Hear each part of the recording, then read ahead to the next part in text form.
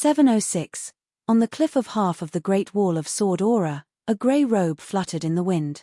Liu Bai came here to say goodbye to Senior Dragon King.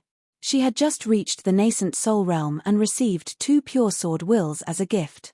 Most of the 90 sword immortals of Moon-bearing Mountain who practiced here had already broken through or received a sword will before Liu Bai. They left the city one after another and went to the vast world to rush to the battlefield of the 3 continents. Those wisps of sword wills that wandered between heaven and earth for hundreds, thousands, or even tens of thousands of years were pure and unbiased.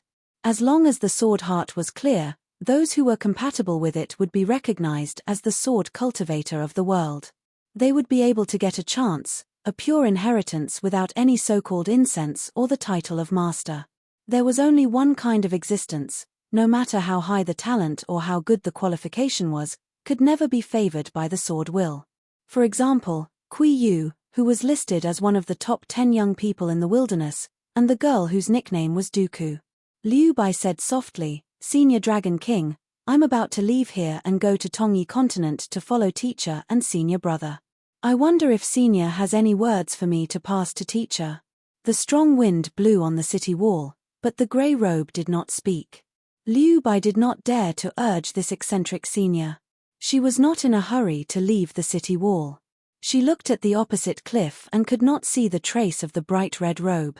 Jiazi Tent ordered to set up a powerful mountain and water restriction on the opposite half of the Great Wall of Sword Aura, completely isolating heaven and earth. Liu Bai could see the scenery on the opposite side clearly, but the opposite side of the city wall could only see white fog. Senior Dragon Monarch beside her was indeed too unpredictable. As one of the 3 old sword celestials from the moon-supporting mountain 10,000 years ago, he was once Chen Qingju's best friend. They once fought together in the human world and asked the sword celestial realm. After he became a felon, he eventually became a puppet of the moon-supporting mountain together with clairvoyance. However, he was very different from clairvoyance, who had his soul scattered and was not in a clear state of mind. Dragon Monarch gave up his physical body and even allowed Sovereign Bai Ying to step on his head. On the battlefield, he killed the last sword immortal of his lineage, Gao Kuei. Gao Kuei asked the sword, and the Dragon King received the sword, that was all. In the end, the old man personally cut off the last incense of the sword path. Liu Bai really did not understand the senior Dragon King's thoughts and actions. In fact, Liu Bai could not even understand Li Zhen.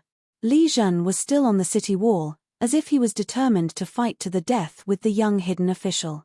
As the moon-supporting mountain sword immortal embryos each gained something, the great Tao of sword fate circulated.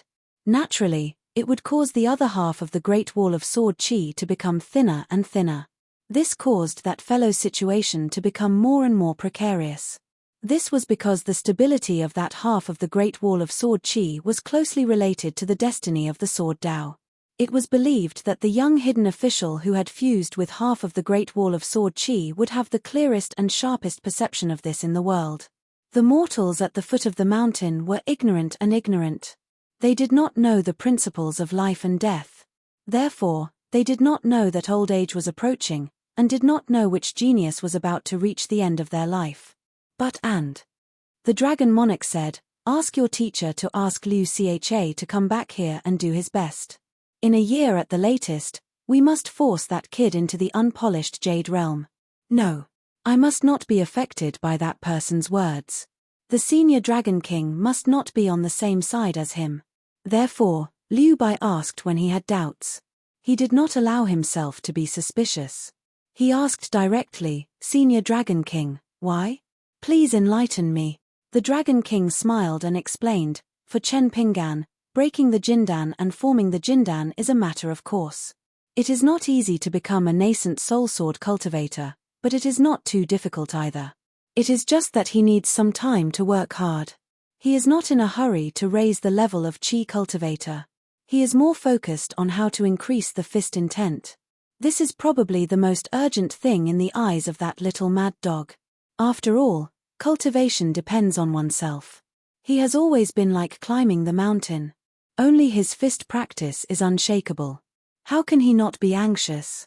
In the vast world, a martial artist at the peak of the mountain is indeed something. But here, is it enough?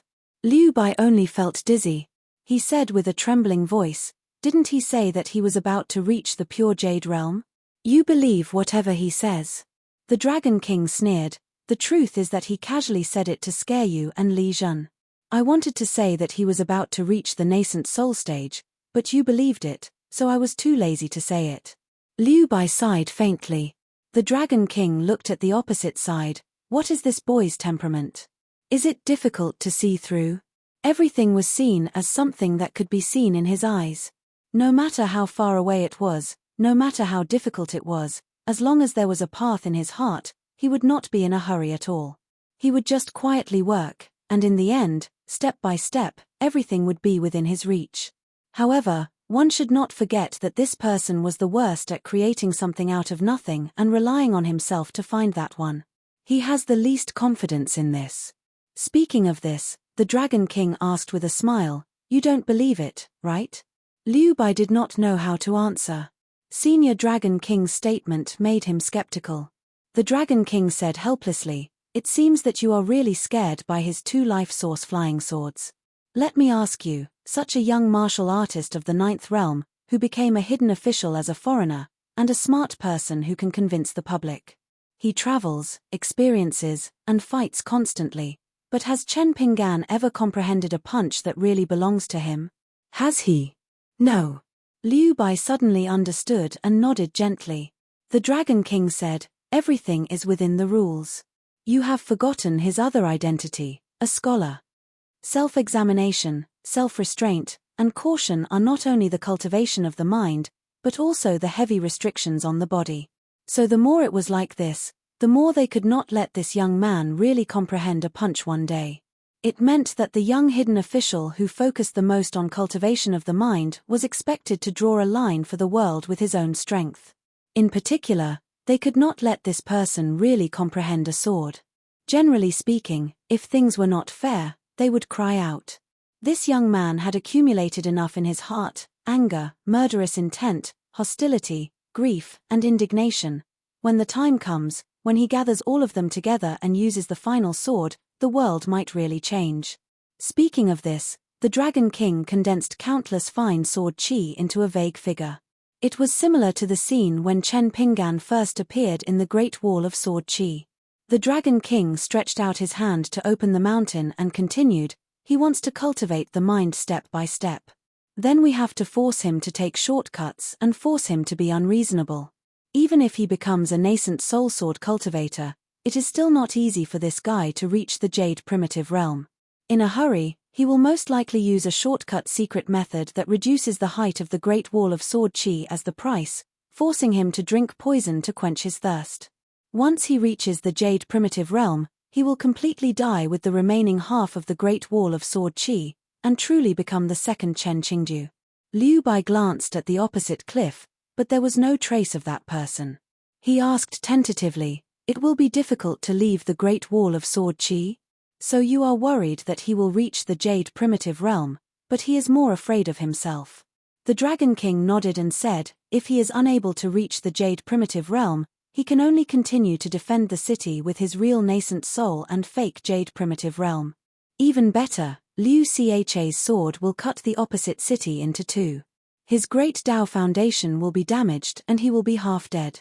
Liu Cha can strike him a few more times and he will still not die, but his path of cultivation will be completely destroyed. The path of swordsmanship precedes the path of martial arts.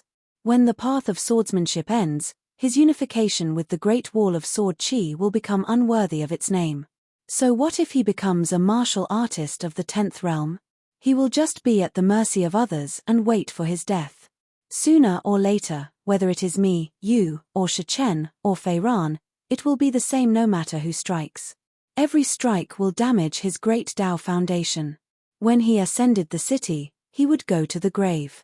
If there was a living person in the grave, it would be no different from a dead person. When Liu Bai was at the end of his rope, he was suddenly enlightened and saw the beautiful scenery. The only eyesore was when the Dragon King deliberately opened the restriction. The bright red robe seemed to have arrived as promised. He held a saber in his hand and tapped his shoulder lightly as he walked over slowly. Finally, He stood on the opposite side of the cliff. He carried the saber on his shoulder and stood facing each other. Although Liu Bai ascended to the nascent soul realm, he was not happy. Instead, he was worried. It was worse than a drop in cultivation level. As one of the top 100 sword deities of the moon-supporting mountain in the past, because of the encirclement, the accident of ascending to the upper 5 realms of Sword Celestial suddenly became bigger than the sky. As long as he did not ascend to the Jade Primitive Realm, Liu Bai would not be able to let go. Especially when he thought that if he wanted to break through the bottleneck of the nascent soul realm in the future, he would have to face the demon in his heart. Liu Bai ascended to the nascent soul realm as if he took a big step closer to that person. The demon in his heart was terrifying because of its mysterious nature. His aptitude, cultivation level, and even his temperament were like the clouds in the sky. How could he be lower than the demon in his heart? Many people who ascended to the upper 5 realms were able to subdue the demon in their heart. To a large extent, they did not know what the demon in their heart was. Since it was already here, it was easier to break through the bottleneck. Once they knew what the demon in their heart was, all the methods to break it were actually nourishing and strengthening the demon in their heart. However, if the young hidden official was already dead when Liu Bai faced the demon in his heart, then Liu Bai ascended to the upper 5 realms and wished that the demon in his heart was Chen Pingan. Because at that time, Liu Bai could maintain a little light in his heart and know that the demon in his heart was already dead. After hearing the words of the dragon god today, Liu Bai's Dao heart was set. He looked at the person opposite him and smiled. Say goodbye to the hidden official. I hope there will be a chance for us to meet again. With such a Dao heart, Liu Bai only felt that his sword heart became clearer. He was eager to fight against Q-Sword, who had a huge disparity in victory. The person smiled and remained silent for the first time. He did not disturb his Dao heart with words. Liu Bai could see that the other party was not having a good time these few years. It was not easy for him to ascend to the peak of the mountain. After stabilizing his appearance, he became more and more haggard. For a cultivator who lived in the mountains for a long time, it was not strange for him to sleep for a few years or even dozens of years. He was like a dead dragon lying in a deep pool, like a statue sitting in a temple. For example, Venerable Fiery Dragon of Lying Ground Peak in the North Continent was famous for his ability to sleep. And one of the newly evaluated top 10 youths, the dream traveler of the Liuxia continent, should be someone similar to Venerable Huolong. It was not strange for them to only rest for a short while during this period to nourish their souls. This kind of nap was very particular. It was in line with the theory of great death of the human body. It was a method of deep sleep that was highly recommended by the Taoist cultivators on the mountain. If one did not have any thoughts, according to the Buddhist doctrine, it could make one stay away from all the perverted dreams. Therefore, compared to the most common deep sleep in the night of the common teachers, it could really benefit the 3 souls and 7 spirits and give the spirit a great rest. Therefore, it would give the Qi cultivators a particularly sweet feeling. From the drooping of the eyes, to the intention of sitting down to sleep. A cultivator who meditated to rest his spirit and slept without dreams was a sign that a Qi cultivator had ascended to the middle 5 states. However, a Qi cultivator who did not sleep or rest for a whole 7 years and was in a state of overthinking all the time was very rare. Naturally, it would hurt his spirit. Therefore, although he had the state, his spirit was getting more and more haggard. Chen Pingan smiled and asked, Senior Dragon God, I don't understand. Did I kick you in the alley, or did I stop you from snatching the bone from Li Zhen? Why do you two have to chase me and bite me? Dragon God smiled and said, although there is only half of the Great Wall of Sword Qi left, Chen Qingdou is indeed a bit difficult to chew. He has endured for so many years for you. Indeed, he should be proud. Chen Pingan shifted his gaze and said to Liu Bai, why are you still here? No matter how tender I am to you, there is a limit. Liu Bai's eyes were firm and said, when you and I part today, it is very likely to be a separation of life and death. You just need to say more. In the future, I will not be the real Chen Pingan after all. Chen Pingan waved his hand, I advise you to quit while you are ahead. While I am in a good mood today, get out of here quickly. Liu Bai did not move, and his body was motionless. Dragon God sneered and said, You just comprehended a little bit of white bone temple to wash away the anger in your heart, and your mood is better. You are still miles away from Zen. You might as well tell the truth. To you, the white bone monastery is a genuine heterodox path. Even if you gradually comprehend it for 10,000 years, you still won't be able to comprehend it. You can see that your body has turned into an extremely pure white bone, and your thoughts will fall, and from the broken to the end, the white bone will grow flesh, and finally the flowing light will overflow. When you release your mind, you will find that there are countless white bones mixed together. Unfortunately, it is not compatible with your path, and it is all an illusion. Do you think that all the sentient beings who died in vain in the bamboo lake in that book are really just white bones? Speaking of this, the Dragon King glanced at Chen Pingan and shook his head lightly. He said disapprovingly, "If you want to deceive yourself and others by scattering thousands of thoughts on the piles of bones so that you can barely rest for a moment, then you should obediently hide. Don't come to me and ask for trouble." In fact, Chen Pingan would definitely not go too far on the path of White Bone Temple. As Dragon God said, it was just a trick to temporarily take a nap. So even if Chen Pingan did not come today, Dragon God would not give him the slightest chance to nourish his soul. Chen Pingan frowned slightly, and then smiled. Holding the sword in his hand, he pointed at the vague old man in the grey robe. "Senior Dragon God, what a profound Taoist technique. You pointed out the right path for me to avoid going astray. How can I thank you? After so many years of hard work, you have helped me to sharpen my Taoist heart. If it were not for your appearance, I would have mistakenly thought that Senior was the left protector of Dragon Alley in my hometown." Dragon God smiled and said, "When a man is about to die, his words are kind. You are the opposite."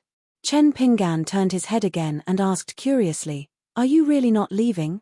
Do you really think that by standing still and looking at me a few more times, you can sharpen your Taoist heart and sword intent?"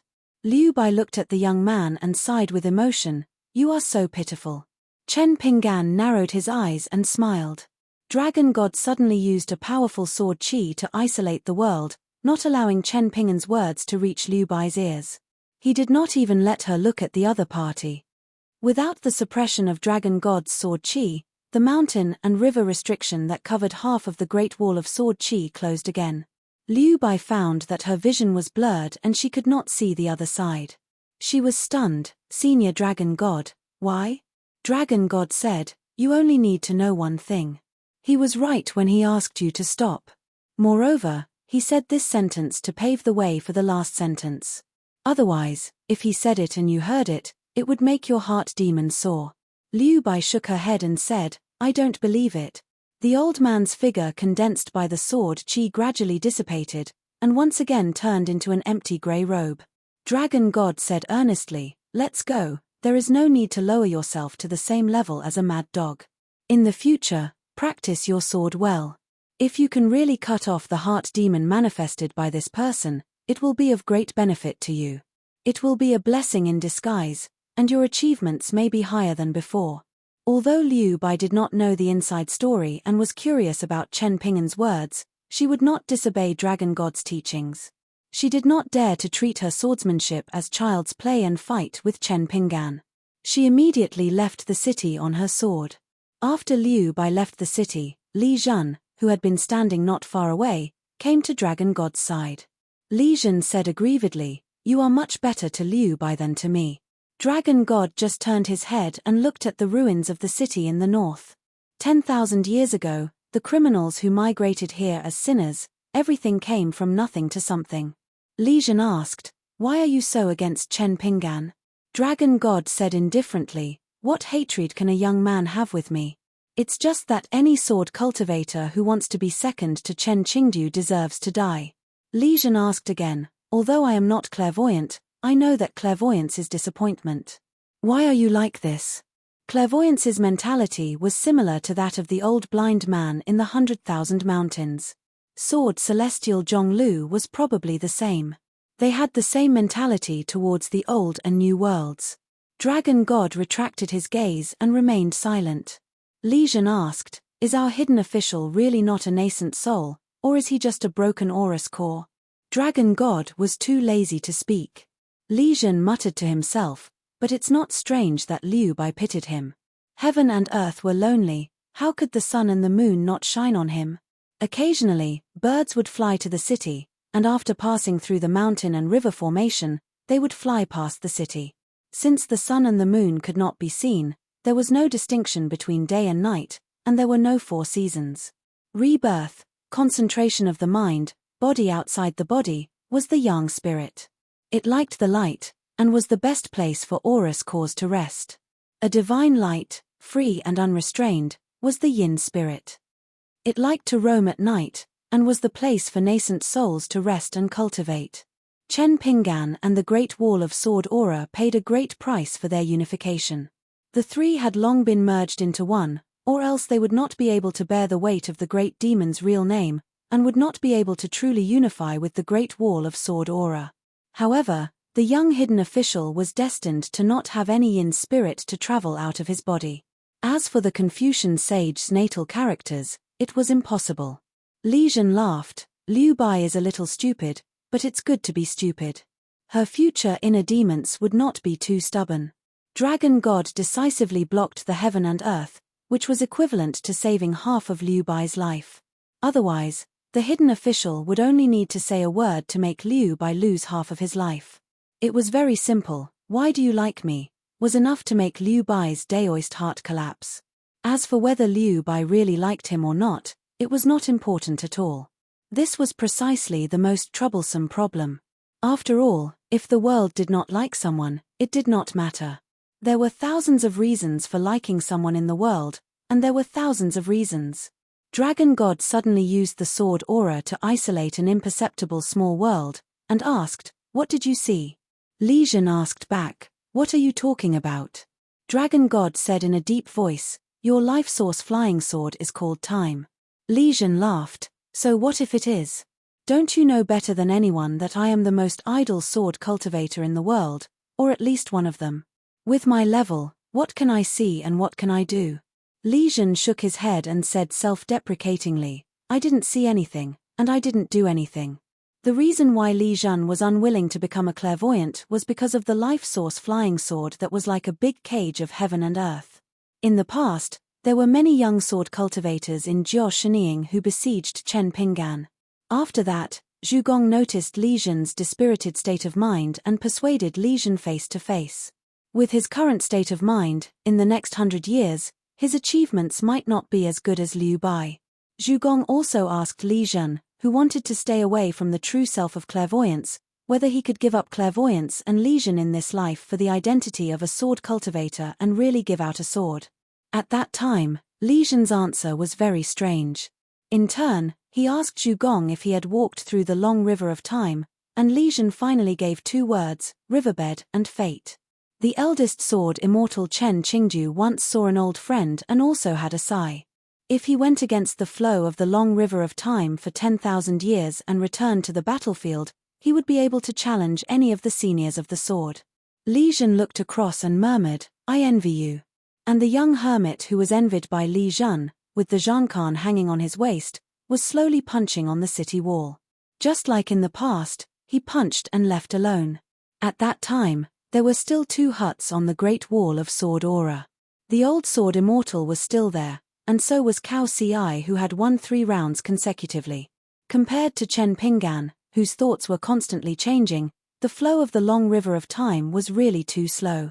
Therefore, punching was even slower.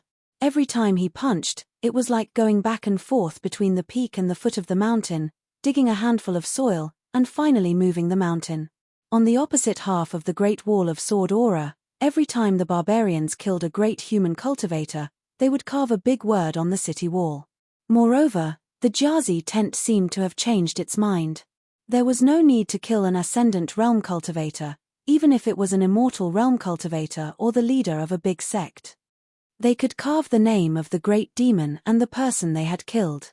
Because the great demon's carving caused too much of a commotion, especially because it involved the flow of heaven and earth's fate, Chen Pinggan, who sat on half of the Great Wall of Sword Aura, could still vaguely sense the abnormality on the other side even though they were separated by a large formation of mountains and rivers.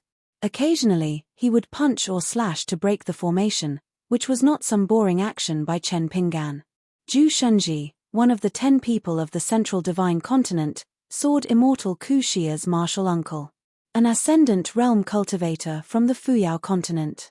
In addition, there was the old Lord of Heaven of Mount Taiping from the Tongye continent, the Mount Taiping Mountain Lord. Ji Hai, the leader of the Fuji sect. 3 academy sages. Among them was Gentleman Zhong Kuei's teacher, the Mountain Lord of the Da Fu Academy. They had all died in battle. Fortunately, Chen Chunan of the South Swirl continent and his senior brother were not around. Zun Yuan of the Jade Gui sect and Jiang Shangzhen of the Tongyi continent were also fine. Through these, Chen Pinggan could roughly estimate the speed of the demon race's advancement in the vast world. Originally, it was meaningless and would only add to his troubles. However, after obtaining the travel book of mountains and rivers, when Chen Pinggan refined all the words one by one and obtained the secret letter from the Dali Imperial tutor, it became important. Then, Chen Pinggan had a feeling in his heart. This Kui Dong, as long as he was not sick in the head, would not have thought of such a method to send the letter. The true strength of Kui Dong was not that he was betting that Chen Pinggan would be able to piece together this secret letter. Instead, he was certain that the old fox, Zhu Mi, who called himself the Bookworm, would know of this secret letter after him. What was even more frightening was that in the eyes of Kui Dong, it seemed that whether Zhu Mi knew of this matter or not, it would not change the established situation in Kui Dong's heart. It would be best if Zhu Mi did not notice. However, even if Zhu Mi was truly a peerless genius and knew of this matter, it would not affect the overall situation. However, there were still several big and small meanings hidden within. Chen Pinggan regretted that he was as sick in the head as Kui Dong. He had actually opened this secret letter by accident. It would be better if he did not know. At the old site of Tongyi Continent's Da Fu Academy, a great demon in green robes who looked like a scholar had a thought. He immediately sent someone to bring over a travel book on mountains and rivers. He refined all the words in the travel book. After thinking for a while, he refined the words Kui, Bai, Shi, and One. He also tried all the combinations. Finally, in his heart lake, Zhu Mi obtained the secret letter with only 8 words.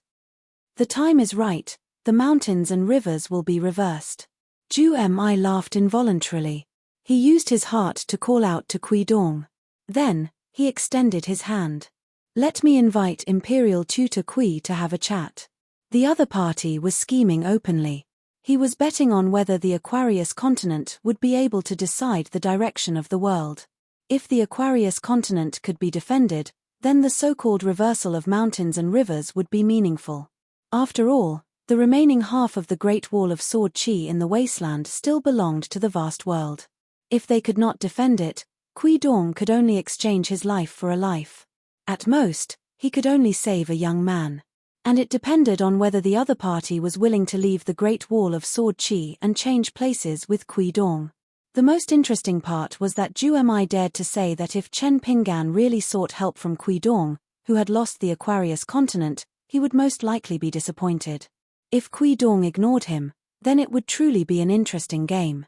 Kui Dong's figure slowly condensed in front of Zhu Mi. Zhu Mi asked, "The time is right, is it when the Aquarius continent successfully obstructs the Wasteland continent's army from going north, and finally the 2 continents are in a deadlock?" It was just that the image had descended, and the old scholar of Da Fu Academy smiled and nodded. It was the Dali Imperial tutor Kui Dong. If Zhu Mi was not in the academy ruins, Kui Dong naturally would not appear. Zhu Mi asked again, "Imperial tutor Kui is so sure that Chen Pinggan has already received the secret letter, and that the Aquarius continent can be defended, and that Chen Pinggan can last until that day? Especially that Chen Pinggan can endure the danger of his life, and will not change places with you so early, and will not cause your previous efforts to be wasted?" Kui Dong said, "As the last disciple of the sage of literature, I still have this bit of brain and responsibility." Zhu Mi smiled and asked, "Imperial tutor Kui, I only have one last question. How can you be sure that half of the Great Wall of Sword Qi can last until the time you speak of? Are you not worried that I will personally target him?" Kui Dong said indifferently, "Between you and me, we are not just fighting for the 2 continents. If you do not have this bit of courage, You do not have the qualifications to talk about reorganizing the Confucian orthodoxy, gathering the literature vein, and establishing a sect. Zhu Mi was silent for a moment, then he shook his head and sighed. Kui Dong, so you want to use Chen Pingan's life and half of the Great Wall of Sword Qi as bait in exchange for the Sage of Rites? No, the secondary sage's life with mine? Kui Dong smiled. It might also be the sage of the first teacher personally taking action. Zhu Mi smiled. That's exactly what I want. Kui Dong said, quickly let the moon-bearing mountain ancestor break the hole in the sky. I want to see what those ancient gods blocked by the Sage of Rites can do in the Aquarius continent. Zhu Mi nodded, as you wish. Then the two of them looked in the direction of the Fuyao continent at almost the same time. Zhu Mi smiled. Why provoke him? The old blind man in the desolate world's 100,000 mountains had already expressed that he would not interfere. The Daoist temple of the Eastern Sea Monastery, that stinky cow's nose, chose to stay out of the matter, and even helped a little before he ascended with the Daoist temple.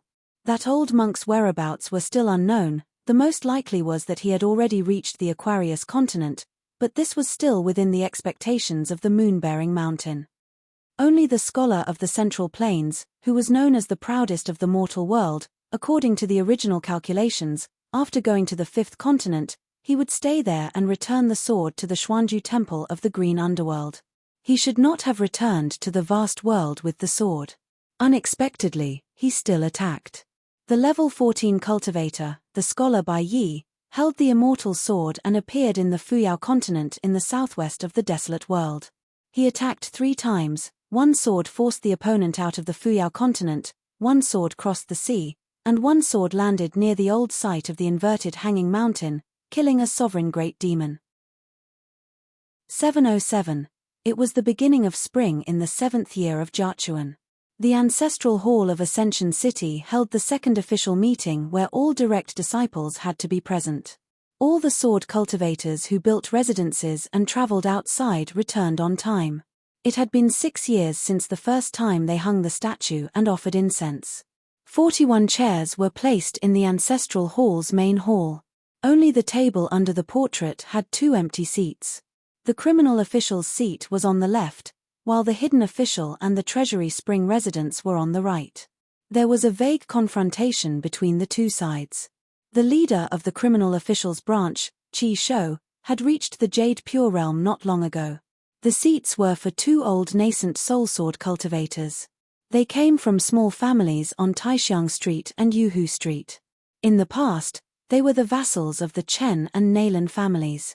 The 2 old men had an ordinary relationship with Qi Shou. Their souls had decayed and they had at most 100 years of life left. Therefore, they were more interested in helping Ascension City spread their branches and were willing to teach sword techniques to young sword cultivators. This was like the officialdom of a secular dynasty. The old men who were about to retire would often be more upright and dared to say and do things that they did not dare to do in the past. Now that Ascension City had a new atmosphere, sword cultivators no longer had sectarian views. The hidden officials branch of the Summer Palace had previously flipped through the archives and organized the secret records, giving out the Dao formulas and sword manuals left behind by many sword immortals that were originally sealed. However, when cultivating on the mountain, it was important that the Dao could not be taught easily. One could not take it too seriously, but one could not take it too lightly. Therefore, young sword cultivators had to rely on their own talent, contributions, and the quality of their natal flying swords, especially the general structure of their flying swords' natal abilities. Then, through the joint inspection of the criminal official and the hidden official's branch, sword cultivators could read the many secret records and sword manuals of different grades and items. There was still a threshold, but compared to the Great Wall of Sword Qi of the past, the threshold was much lower. Not only that, the hidden official's branch also took out an improved sword Qi 18 stops cultivation method and made it public to all sword cultivators in Ascension City. It was said that this new 18 stops was first passed down from Alliance. In the early years, only a few young people, including Ning Yaro, Chen Sanxiu, and Stack Zhong, were able to cultivate this method. One after another, sword cultivators stepped through the door and sat down on their respective chairs. Not only were most of them young, but they were also young in age. These young geniuses were at least Dragon Gate realm sword cultivators. There were also a few potential sword immortals who were not yet 20 years old. They were exceptions. There were rumors that these 5 young men and women who had ascended to the middle 5 realms but had yet to become Earth immortals were very likely candidates for the hidden officials line of sword cultivators. In Ascension City's ancestral hall, there were too few old people and too many young people. This was a unique scene in any of the immortal ancestral master halls in the vast world. There was still about an incense stick's worth of time left before the appointed time. Qi Shou had already taken his seat. He took the initiative to turn his body slightly to discuss matters with an old nascent soul sword cultivator beside him. Currently, the sword cultivators of the criminal official lineage had the most authority in Ascension City. They had endless work to do every day. Qi Shou had to take care of everything personally.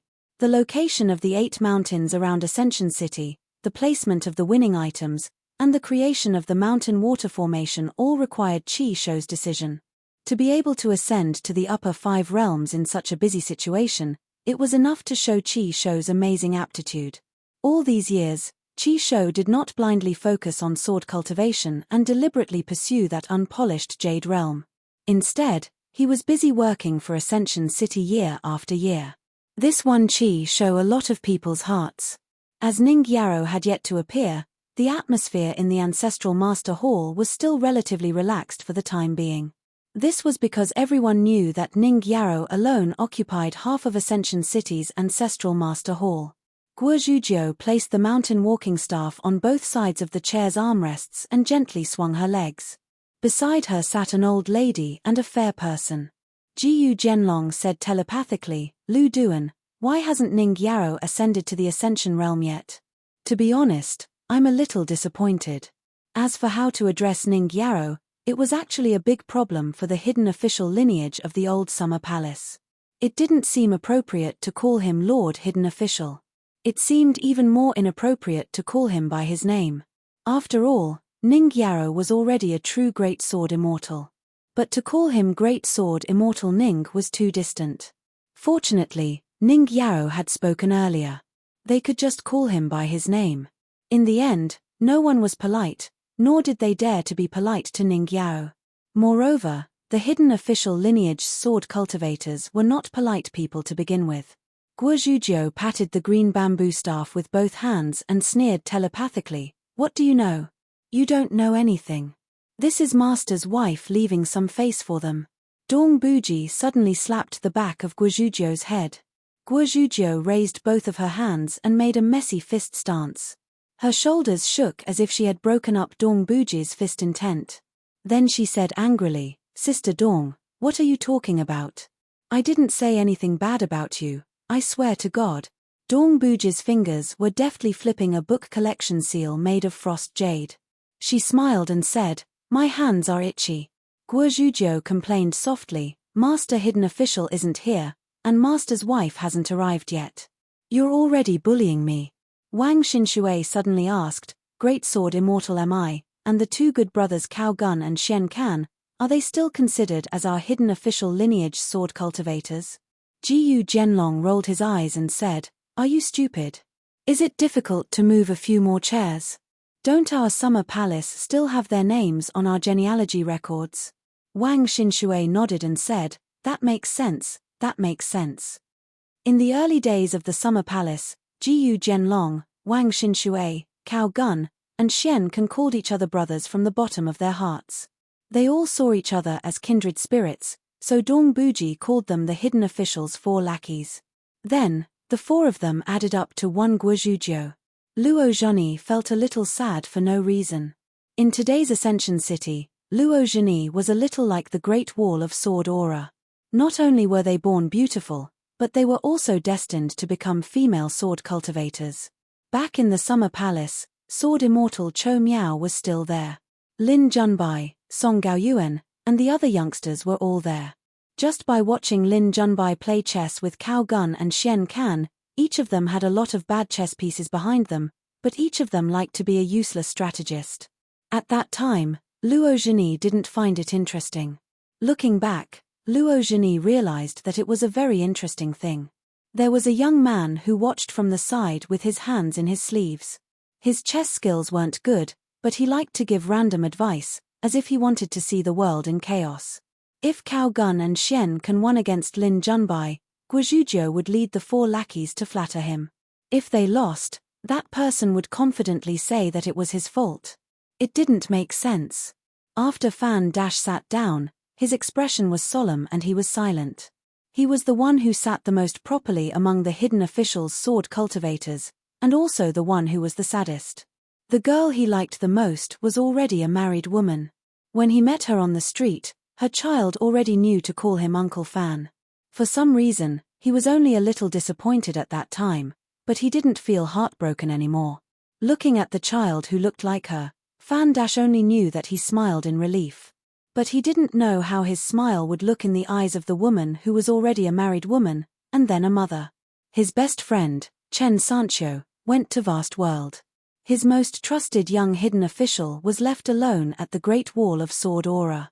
He really missed that Dash. Fan Dash quietly turned his head and looked back, laughing at himself. He quickly retracted his gaze and continued to hold his breath, silently nurturing his sword intent. Fan Dash knew that his talent in the way of the sword couldn't compare to any of the hidden officials' sword cultivators. He had only reached the Golden Elixir realm after many obstacles. Moreover, Guozhujiu, Jiyu Jianlong, and the others were not only born with great talent, but also worked harder than ordinary people. Therefore, Fan Dash was under a lot of pressure. As the second-in-command of the criminal officers, Nianxin almost never showed her face in public. She usually wore a loose robe, and her cultivation was at the bottleneck of the nascent soul realm, but she wasn't a sword cultivator. Even the Summer Palace didn't seem to know her true identity. She appeared out of nowhere in Ascension City, and then mysteriously became an important figure of the criminal officers. She was one of the 4 great eccentrics of Ascension City. Nianxin's seat was behind the criminal officers and the 2 nascent soul-old sword cultivators. However, Nianxin, like Ning Yao, had yet to show her face. The 3 chairs to the south of Nianxin's seat were also occupied by one of the 4 great eccentrics. They were the 3 golden elixir sword cultivators of the same master, but the men wore women's clothes. They came from the Dustban House, the Sword Immortal's private residence next to the Elm Immortal Inn. Relying on the remarkable ability passed down by their master, the 3 of them were now in charge of helping Ascension City find young sword cultivators. Actually, they were more willing to become sword cultivators of the hidden official's lineage, but Ning Yao, who announced to the public that she was temporarily in charge of the position of the hidden official, did not agree. The old Sword Immortal of Dustban House, who had an extremely good personal relationship with Alliance, had collected many ancient inkstones. Therefore, Shiju, Shureyu, and Phasian, these 3 golden elixir sword cultivators who didn't have high realms but had outstanding killing power, were the most familiar with Guozhujiu, who liked to climb walls and visit people when she was young. Therefore, although the Ancestral Master Hall was clearly divided into factions, the relationship between each faction was actually inextricably linked. They were either friends who got along well with each other, or they were related by the incense of their ancestors. A woman stepped through the door and quietly sat down. During this time, she didn't greet anyone, and didn't even make eye contact. It was Nianxin. Nianxin began to close her eyes and rest. She was destined to not speak during today's meeting. Currently, if one wanted to become a member of the criminal officer lineage in Ascension City, only sword cultivators among the Qi refinement warriors were qualified. This was an iron rule in Ascension City. On the other hand, the hidden official and Quan House lineages were not restricted by this rule, and the Qi refinement warriors of the 100 schools of thought were unhindered. For the criminal officer lineage, if one wasn't a Qi refinement warrior, only pure martial artists who used the Cold Palace as their starting point could write their names on the criminal officer lineage. The martial artist lineage of the Cold Palace hired the wine shop substitute shopkeeper, Zheng Dafeng, to teach them martial arts. However, Zheng Dafeng declined the position of Ascension City's consecrator, and taught Jiang Yun, Yuan Juhua, and the other youths fist techniques for a salary. Currently, the number of martial artists under the criminal officer lineage had increased sharply, and there were already more than 60 of them. Other than Jiang Yun and the other 10 people who were first taught by Lianshuang, as well as the 2 children that Nian Xin took in when the city first landed, the third batch was mostly children of 5 or 6 years old. When it came to martial arts, although the requirement for one's aptitude was far lower than that of sword cultivators, it was still better to learn fist techniques as early as possible. Therefore, in the end, the criminal officer lineage had unknowingly formed a lineage with 3 leaders. Qi Shou held the authority, and Nian Xin was in charge of nurturing the martial artists. Other than that, the 2 nascent soul-old sword cultivators were more compatible with the 3 golden core cultivators of the winnowing basket house. This was because one side taught sword techniques, while the other looked for sword cultivators. Both sides cooperated smoothly. However, even so, Qi Shou, who was in charge of almost half of the sword cultivators, was undoubtedly the most powerful person in Ascension City. After Qi Shou finished talking with the old sword cultivator beside him, he returned to his sitting position and glanced at the chair opposite him. The hidden official lineage opposite him was led by Ning Yaro, Dong Bude, Xu Ning, Luo Zhani, Jiyu Jianlong, Wang Xinshui, Chang Taiqing, Guozhujiu, and Fan Dash. Currently, there were a total of 9 people. Compared to the criminal officer lineage, the hidden official lineage had fewer people, and their hearts were more united. The criminal officer lineage couldn't compare to them. When Ning Yaro returned from her second trip, Qi Shou discovered that she had reached the bottleneck of the immortal realm and was a true great sword immortal. However, in the eyes of all the sword cultivators in Ascension City, it was surprising that Ning Yaro didn't break through when she returned. From this, it could be seen how important Ning Yaro was to Ascension City. It was difficult to become a sword immortal, and even harder to become a great sword immortal. It was even harder to become an Ascension realm cultivator. However, Ning Yaro was the only exception. Qi Shou didn't feel any resentment towards this, because Ascension City needed such an existence. After all, this world was divided by heroes, and Ascension City wasn't the only one. He was destined to lose to Ning Yaro on the path of the sword, but Qi Shou had the entire world to fight for. Qi Shou's gaze shifted slightly. Jiao Yeho's chair was next to Ning Yaro. This person came to the ancestral hall earlier than Qi Shou. Jiao Yeho was still in the nascent soul realm, and it wasn't something that could be done in 3 to 5 years. Qi Shou didn't see Jiao Yeho as an opponent, and was even willing to be friends with him like Deng Liang. The Quan residence was in charge of Ascension City's finances. The clothing, sword, and pill shops were combined, and it was headed by Jiao Yeho, a nascent soul sword cultivator. However, as the god of wealth, Jiao Yeho wasn't good at financial matters. The ones in charge were the sword cultivators promoted from the Yang and Naylan families. They weren't young, and their realms weren't high, but they were the most suitable to be accountants. Quan residence, just by looking at the name, one could tell that it was the work of that young hidden official. Otherwise, it wouldn't be so scholarly. Qi Shou once fought side by side with Chen Pinggan on the city wall. He separated public and private matters. On the battlefield, both sides were friends. Chen Pinggan even took the initiative to do a big business with Qi Shou. However, outside the battlefield, each side used their own ability to disgust each other, and it wasn't to the point of life and death. Qi Shou couldn't help but admit that if that guy followed him to this world, he would definitely be restrained, but it might give him a fighting spirit. And other than the Qi family's deep foundation, his own ancestor, Qi Tingji, was the only old sword immortal who was still at the peak of the sword path.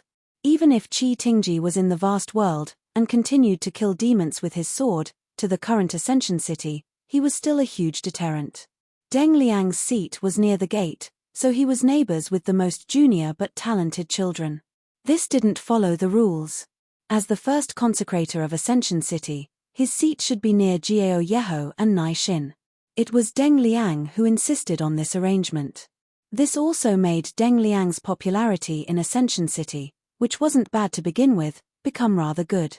He was born in the pure snow continent's Nindu Mountain.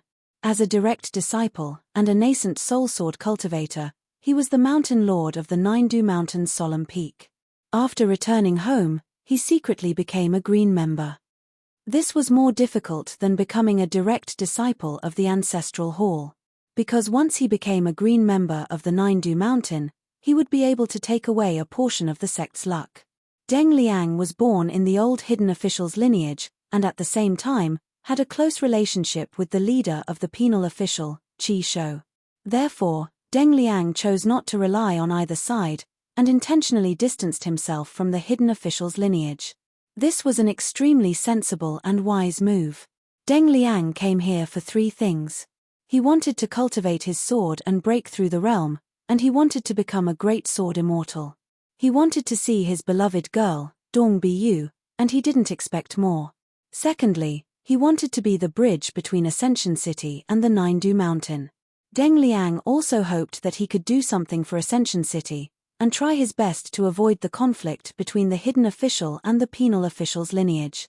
Therefore, Deng Liang's position had to be impartial. Many of the consecrator's words could only be heard by the sword cultivators of Ascension City. When he traveled to Ascension City this time, he brought a considerable amount of celestial resources that were unique to the sect, and the gifts were not light. They were the Sui Dan wine that the monarch at the foot of the mountain favored the most, as well as the heavy thinking rice and the ghost talisman. When Deng Liang came to the 5th world this time, he brought with him an item that was close to him and an item that the sect specially bestowed upon him. There were 60 jars of celestial wine that contained abundant spiritual energy. The celestial rice was called the heavy thinking rice. The rice was like a pomegranate, bright red in color, and tasted like water chestnuts. There were a total of 400 katis, and it was most suitable to be used as medicinal cuisine for cultivators of the lower 5 realms.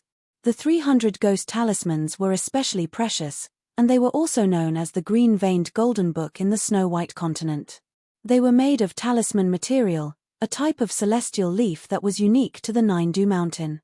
After being made into talisman paper, the green veins would circulate under the sunlight and moonlight, and a talisman paper would be pasted on it, just like a spiritual door god that protected the residents. Deng Liang gave all of them to the Quan residents. Ning Yarrow appeared outside the main door. The many small conversations in the ancestral hall instantly stopped. In these years, Ning Yarrow broke through the realms and traveled. There was no one else who understood this world better than her. Ning Yarrow did not take a seat. She lit incense for the Ascension City ancestral master. Disciplinary official Qi Shou and Quan residents Gao Yi followed closely behind her. The 9 incense sticks for the 3 of them would be given by the oldest member of the ancestral hall. This was the first meeting of the Ascension City ancestral hall, and a new rule was set. Since Ning Yarrow proposed it, no one objected. The person in charge of handing out the incense today was one of the nascent soul-old sword cultivators of the disciplinary official branch. This was the first time the old man handed out incense for the 3 of them, and he actually had tears in his eyes. In the past, there would be a few meetings here every year, but secluded official Ning Yarrow was always traveling. If she did not light the incense, it would not be considered a real meeting of the Ascension City. In addition to the previous meetings, half of the seats in the ancestral hall would be empty. Every time the old sword cultivator handed out incense for Qi Shou and Gao Yi, he would never have such a mood like today. Besides the 3 of them, the other members of the ancestral hall all stood up. After Ning Yarrow sat down, she did not speak. Qi Shou said, "Let's start the meeting." In this meeting of the ancestral hall, the disciplinary official branch, even the 2 nascent soul-old sword cultivators and the 3 Jindan in Shiju, were actually more worried that the ancestral hall of the Ascension City would become the law of the land from today onwards. Their worry was not entirely out of selfishness. The first time Ning Yarrow returned to the Ascension City, she killed Qi Shou with 1 sword. This was something that the whole city knew. Then, would it be that every time the secluded official branch suffered grievances in the future, regardless of whether it was justified or not, Ning Yarrow would simply hand over her sword and settle the matter? No one would doubt Ning Yarrow's identity as the leader of the city, and they would not even think that Ning Yarrow would use her official position for personal gain. The reason was too simple, and there was no need for it. Ning Yarrow did not care about these so-called authorities at all. For Ning Yarrow, who was now in the Ascension realm, as far as the disciplinary official Qi Shou and Quan residence master Gao Yi, They were very clear that if they wanted to become the #1 sect in the Fifth World, Ascension City could lack anyone, but they could not lack Ning Yao. However, if Ascension City wanted to stand firmly in the Fifth World, they could not completely rely on Ning Yao's realm and swordsmanship to help Ascension City solve everything. Therefore, there was a group of old sword cultivators who met privately before coming here. The general idea was that they hoped Ning Yao could simply leave the secluded official branch and become an existence with a transcendent status. Or more directly, she could become the second Chen Qingju. The major matters were decided by her, but it was best for Ning Yao not to interfere with the ordinary affairs and trivial matters of Ascension City. She could focus on practicing her swordsmanship and become the first Ascension Realm Sword Immortal in this world in one fell swoop. Consecrator Deng Liang could see the general thoughts of the current 3 branches of Ascension City at a glance. After all, he was a secluded immortal master from a vast sect like the 9 Capitals Mountain. In his early years, he had been a mountain cultivator for many years. Deng Liang did not think that these mixed thoughts were definitely bad things. He even felt that the current Ascension City, if one did not talk about combat power, was more vigorous than the Great Wall of Sword Qi in the early years. Taixiang Street and Yuhu Street were still in the city, but now there were no rich and powerful families or sword immortal family heads. There were not many old people left. After all, almost all the sword immortals had died in battle in their distant hometowns. It was as if in that war, the eldest sword immortal had deliberately forced all the sword immortals and old people to make way for the young people. This was a foreign land now, but one day, it would become the home of more and more young people and children in Ascension City. Qi Shou was the first to speak. The first thing he said was to gather and filter the information of all the immortal factions. The focus was on the sects that had the word sect in their names, such as the Beko Keikyang Building, Xuanju Temple, and Shuigong, which was located in the easternmost part of the world. Another thing was to gather intelligence about all the genius cultivators who had reached the Jade Unpolished Realm. For example, the female Taoist Huang Ting of the Tongyi continent was already at the Jade Unpolished Realm. She was building a stone tablet at the top of a mountain, and her sword was engraved with the words Taiping Mountain. There was also a man who went by the alias of Yang Hengxing. He was both a martial artist at the Far Travel Realm and a nascent soul cultivator. He was not to be underestimated. Other than Ning Yao traveling alone on her sword, there were also 4 groups of disciplinary official sword cultivators who went in different directions to gather information. They also gathered a large amount of information from Fuyao continent and Tongye continent. Qi Shou said, "We will follow the old rules of the Summer Palace and compile 2 books. One will record all the sects and factions, the other will record the upper 5 realms and Earth Immortals. What do you think?" Ning Yao nodded. Gao Yeho said, "No objections." After 6 years of continuous expansion, because Ascension City was located at the center of the world, it began to have more and more contact with the outside world. Sword cultivators constantly went out to travel, and others also traveled here. Other than Ascension City's continuous expansion, it was orderly and visible to the naked eye. Other than that, many other people's affairs gradually surfaced. Among the 10 young people, Beko Keikyang Building's Daoist Shan Qing was the last disciple of the Dao ancestor. The young monk held a 12-ringed monk staff and traveled alone.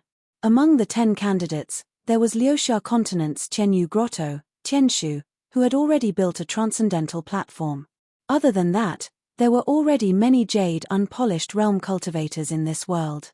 For example, there was a certain female disciple of the Sword Immortal lineage in Qingming World's Da Xuanju Temple. In any case, the hidden official's lineage had old precedents to follow, so they just had to follow the prescribed order. In fact, the Summer Palace had already planned and provided a detailed plan. Previously, the hidden official's lineage left the city and scattered everywhere to survey the mountains and rivers. The criminal official lineage then chose 8 places with abundant spiritual energy to expand their territory. They drew a 1,000-mile territory for the Ascension City Circle as a foothold for the Ascension City's 1,000-year great cause. It was the foundation of their establishment. The old Summer Palace had once left a detailed book written by the young hidden official himself. Lin Junbai, Song Gaoyuan, and all the other sword cultivators worked together to compile this book. It was divided into the structure chapter. Among them, the North Continent's Hemp Sect, Spring Dew Garden, Tongyi Continent's Taiping Mountain, Song Gaoyuan's Deer Horn Palace, Lin Junbai's Shao Yuan Dynasty's Temple, the battlefield, and so on. The way it operated was all a case study. The external chapter, how to build an immortal's mansion, how to set up formations, how to plant spies outside, as well as the various continents' sects, culture, and customs, was further divided into 12 major chapters. The human heart chapter, for example, included how to build a school and related matters to pay attention to. The mountains and rivers chapter specifically explained the 5 peaks and the gods of the mountains and rivers in the vast world. This voluminous book of more than 100,000 words, except for the human heart chapter that was deleted by the hidden official's lineage, every member of the ancestral hall had a copy of its contents. Therefore, the sword cultivators of Ascension City today might not be truly familiar with the complicated rules of the vast world, but they were definitely not unfamiliar with it. Disciplinary official, I have something to say. Jiyu Zhenlong suddenly stood up and said with a smile, the 2 groups of sword cultivators of the criminal official's lineage totaled 14 people. On their way to the north and south respectively, they had quite a bit of conflict with the cultivators of Tongyi Continent and Fuyao Continent. I heard that they even killed people. After returning to Ascension City, the focus of the discussion at the banquet table was that the cultivators of the 2 continents were all trash. After I heard about it, I felt that the cultivators of the 2 continents in the vast world could be regarded as the sea-viewing realm. If it's true, then wouldn't I, Jiyu Zhenlong, a golden core sword cultivator, be able to run amok in the north and south alone? Anyway, there aren't many nascent soul cultivators in the world now, and even fewer jade puddings. Jiyu Zhenlong added a final sentence, of course, the people killed by the 2 groups of sword cultivators of the criminal official's lineage all deserved to die. I want to make this point clear. But then again, the so-called who deserved to die and who deserved to be killed, for the time being, is only judged based on the words of the criminal official's wandering sword cultivators. As for whether the truth is different from the truth, we of the hidden official's lineage need to make further confirmation. As a family behind closed doors, I'm not afraid to say the ugly words first.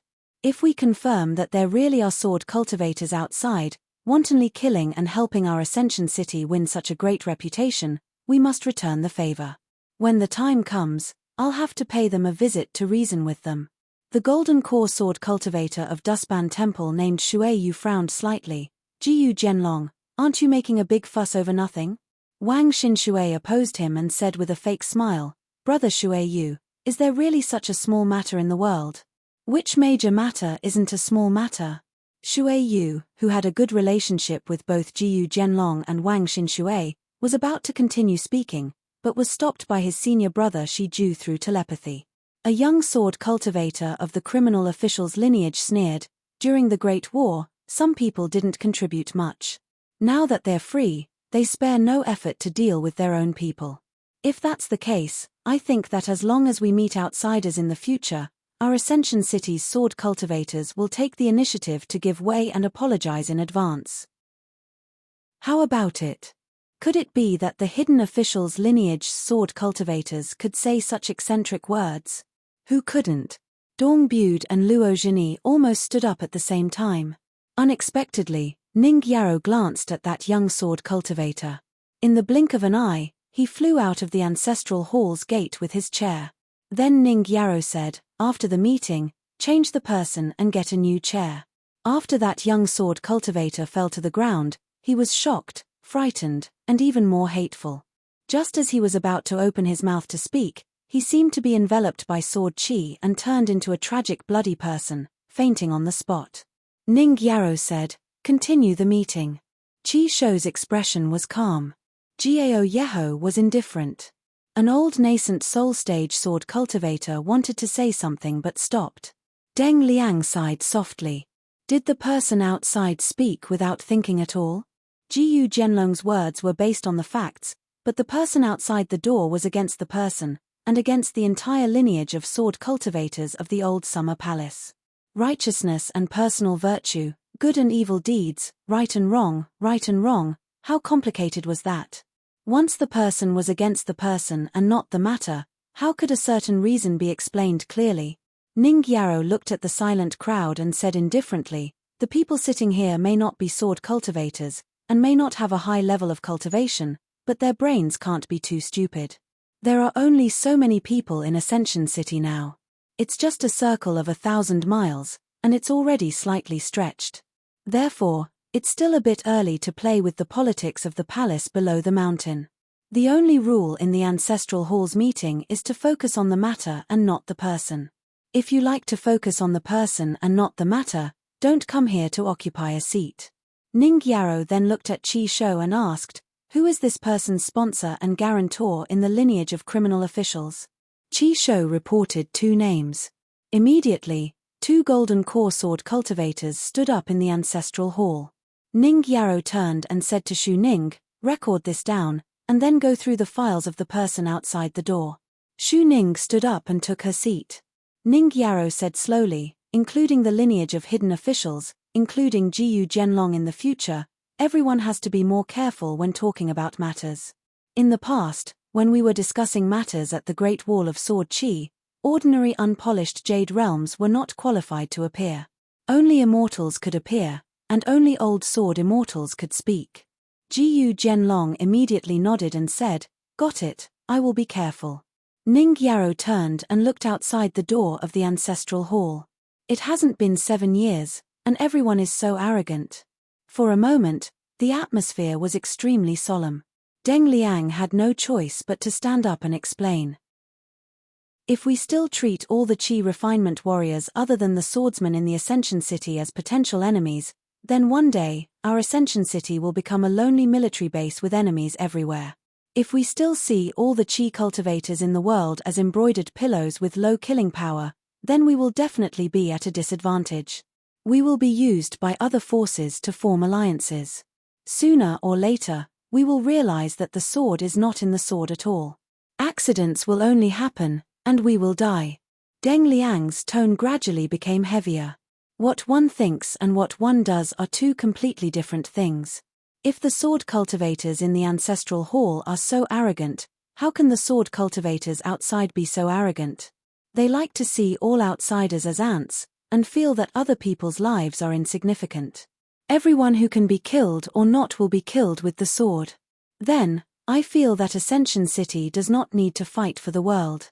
If they can luckily gain a foothold in 100 years, they can already burn incense in the Ancestral Hall. Compared to the sword cultivators in Ascension City, the Qi cultivators in the world are not of a higher realm and are not lethal enough. So what? Fighting on the mountain, scheming against each other, and hiding for 100 years. That is why they can kill without leaving a trace. These words, I, Deng Liang, am not trying to be an alarmist. Deng Liang finally clasped his fists and said, "If it is in other sects in the vast world, a high priest is still half an outsider. Such words that will offend everyone should not be said. The reason why I can't help it is because the land that Deng Liang occupies is worthy of me pouring cold water on everyone." The sword cultivator of Dustban House, Shuei Yu, stood up and said, "I understand." It was rare for Jiao Yeho to take the initiative to speak. In this world, Ascension City has all the advantages. In the next 100 years, even if our hearts are scattered, there will not be any forces that can fight with us. But if we want to develop in the long run, as what High Priest Deng said, we have to learn the strengths of the vast world's Qi cultivators and learn from them for Ascension City to make up for our shortcomings. By then, we will have the best swordsmanship in the world, and we will also have tactics that are not inferior to others. Only then will Ascension City have the hope of being the only force in this world. Otherwise, after 100 years, when the accumulated disadvantages are exposed, it will be too late to change the situation. Once the general trend is gone, even if Ascension City still has the most sword cultivators, it will be useless. This was an old and wise argument. The sword cultivators in the Ancestral Hall all felt that it was natural. Qi Shou added, "Sword cultivators and the hearts of the people are the foundation of Ascension City. Other than that, having a high realm, a large territory, and a large number of people are all advantages on paper." Jiao Yeho nodded and said, "Therefore, The most important thing now is to draw a clear boundary for the power of the three branches of Ascension City's judicial officers, hidden officials, and Quan House, and reduce unnecessary consumption. Other than clearly knowing what must be done, the three branches should know what we can do and what we cannot do. These words could be considered as the Quan Manor branch of Marquis Gao Yi speaking out for the justice of the law enforcers. It seemed unreasonable, but it was actually very appropriate. This was probably where Gao Yeho's overall situation lay. Gao Yeho had already prepared a draft and began to explain the authority of the three branches and the boundary. During this time, among the judicial officers, Shi Ju raised an objection. As for the hidden officials, Xu Ning and Luo Zheni had different opinions. However, with the previous dispute as a foreshadowing, the sword cultivators of the three branches discussed the matter as it was. Even if there were some disputes, it still seemed very relaxed. In the end, the three sides discussed this matter, and only some details needed to be worked on. Ning Yaro did not say a word. These matters were indeed better handled by Dong Bude and Xu Ning. Therefore, Ning Yaro was too lazy to say more. Ning Yaro had never liked to meddle in other people's business. When she felt that she needed to do something, it meant that Ascension City had a big problem. Qi Shou's next conclusion was no different from a sudden clap of thunder. From today onwards, Ascension City's sword cultivators can have thoughts of being superior, but don't be too obvious. In the Ancestral Hall, the habit of using the realm to decide the importance of the principle also needs to be changed. Almost everyone looked at Ning Yaro intentionally or unintentionally, because Qi Shou's words seemed to have some meaning. Unexpectedly, Ning Yaro's expression was normal. She said, "If the hidden officials' sword cultivators do anything that goes beyond the rules in the future, the judicial officers and the Quan Fu branches can bypass me and directly punish according to the law. And each punishment should be heavy and not light." This surprised everyone greatly, but also relieved them of a heavy burden. Strangely, those hidden officials' sword cultivators all had calm expressions and did not feel wronged at all. Ning Yaro trusted all of the hidden officials' sword cultivators. Moreover, when she thought that it would be at least a few years, or at most a few decades, she would either go find him, or he would come here. When the time came, she would let him busy himself. She was not willing to deal with these matters. In any case, he was the best at them. Moreover, the atmosphere, rules, and reason of the Summer Palace were all created by him.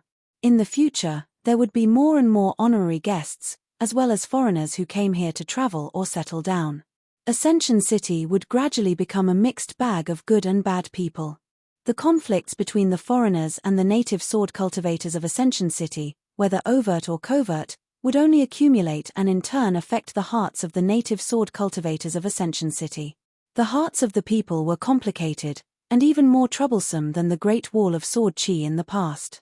The book in the Summer Palace had already spoken about this matter. Since they had chosen this new path, they could only take it one step at a time and look back.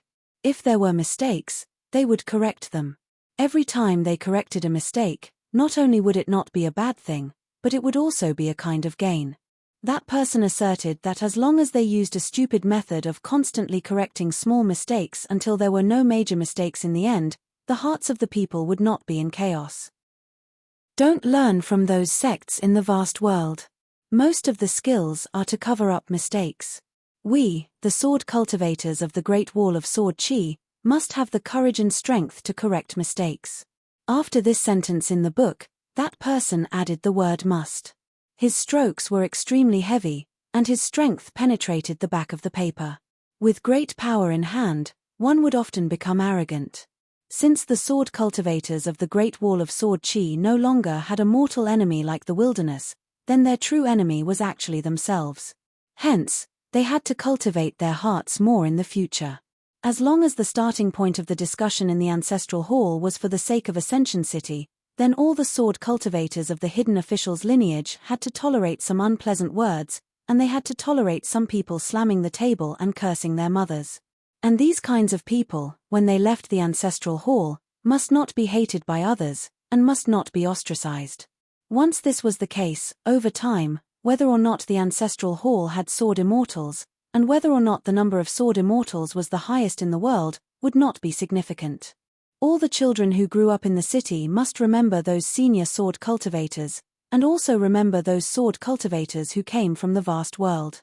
Both sides must firmly remember.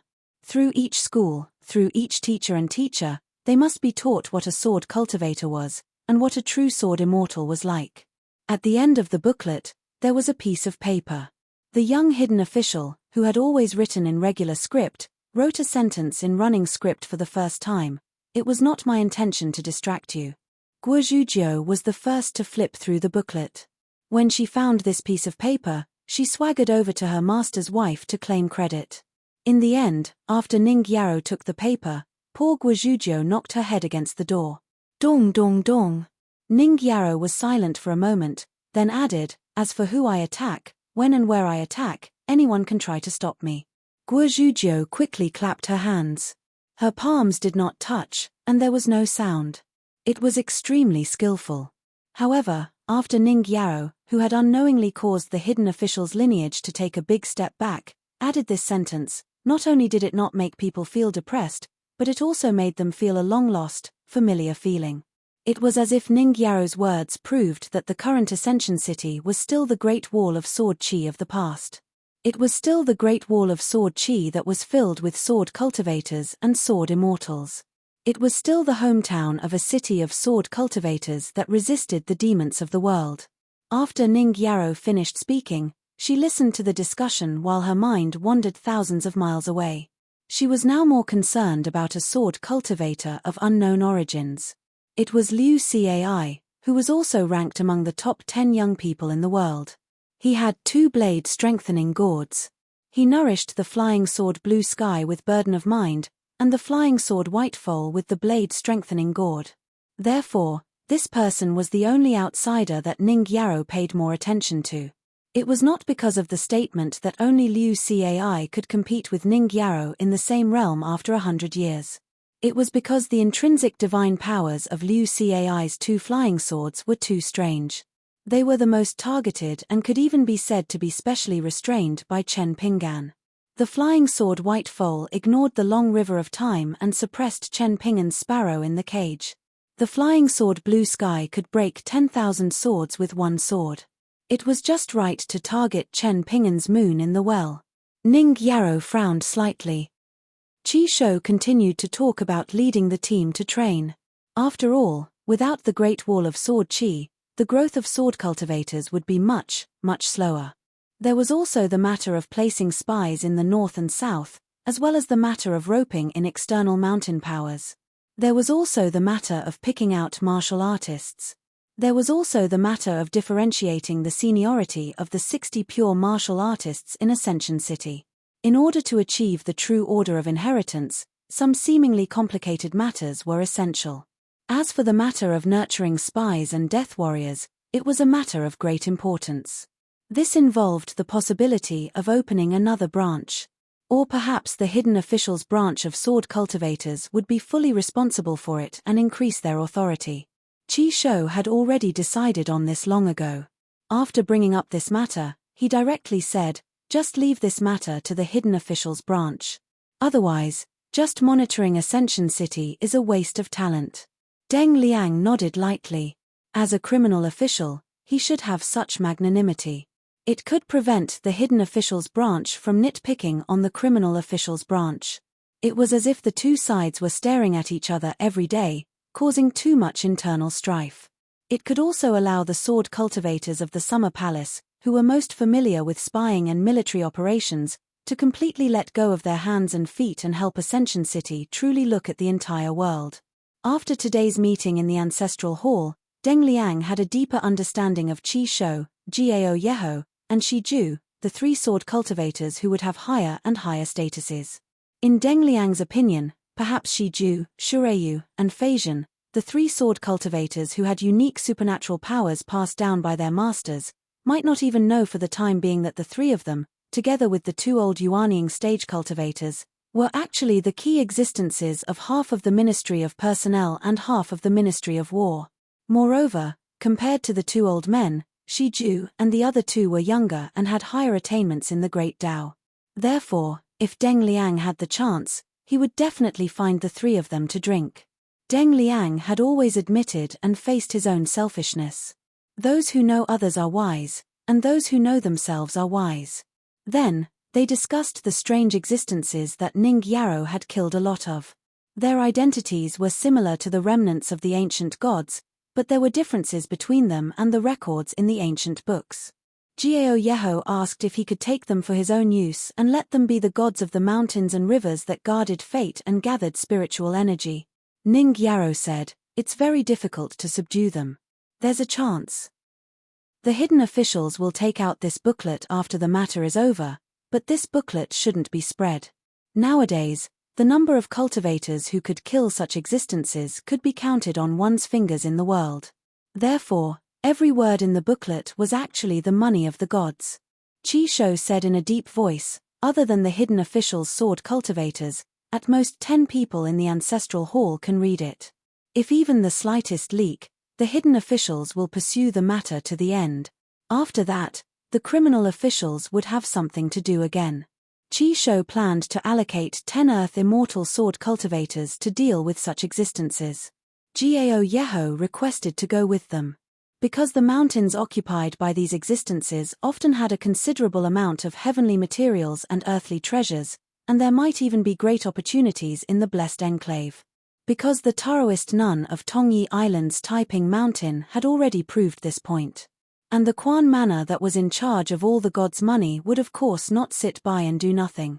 There was also no reason for them to stay out of it. Even if Gao Yeho wanted to be an idle cloud and wild crane, the other cultivators under the Quan Manor would jump and curse. After all, money and power were inseparable. Now, there was a saying in the Quan Manor that their sword cultivators' realm was not high enough, so they could use mountains of God's money to make up for it. Especially those younger sword cultivators, all of them would often say things like F***ck the F***ck and picking up trash is also a skill. The atmosphere was worrying. Now, there were 4 big oddities in Ascension City. It was Ning Yarrow who was not the city lord. As for Ning Yarrow's breakthrough, it was the least strange. In addition, there was Sai Shin's true identity. The female attire of the 3 sword cultivators of Dustban House. So much so that the 2 young sword cultivators who had just become disciples of Shi Ju and Lin Zhen asked with a bitter face whether they were going to wear women's clothes before they became disciples together. They angered Shi Ju half to death. Junior martial brother Shuai Yu learned from Jiyu Zhenlong and said something fair. He smiled and asked the 2 brats what was wrong with wearing women's clothes. Back then, the hidden official even wore them on the battlefield. Wasn't she also graceful and charming? Finally, the eyes of the younger generation of the Quan Manor's accountants lit up as they went around collecting wealth. The discussion that followed was not a small matter.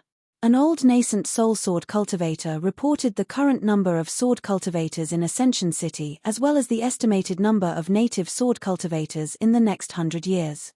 Therefore, Shuai Yu suggested that he lead a team to travel.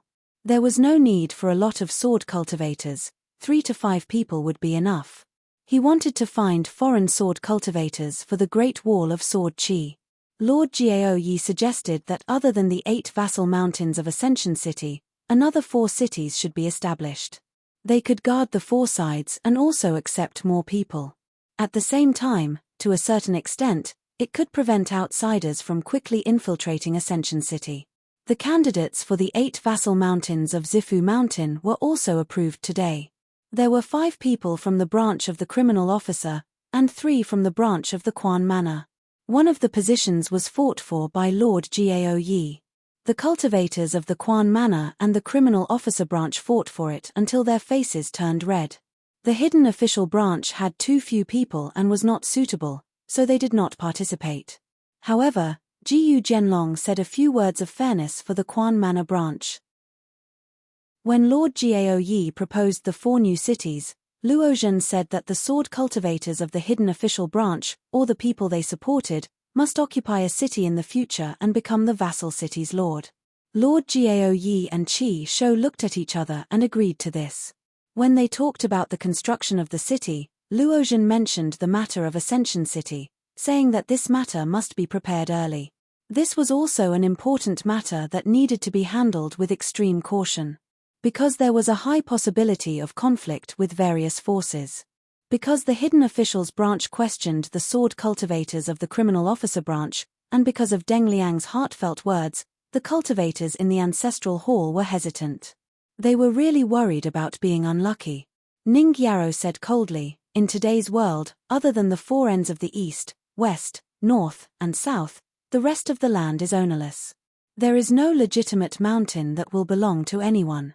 We will go far away and find a high place in each of the four directions. We will set up a stone tablet and engrave the words sword, chi, ascension, city.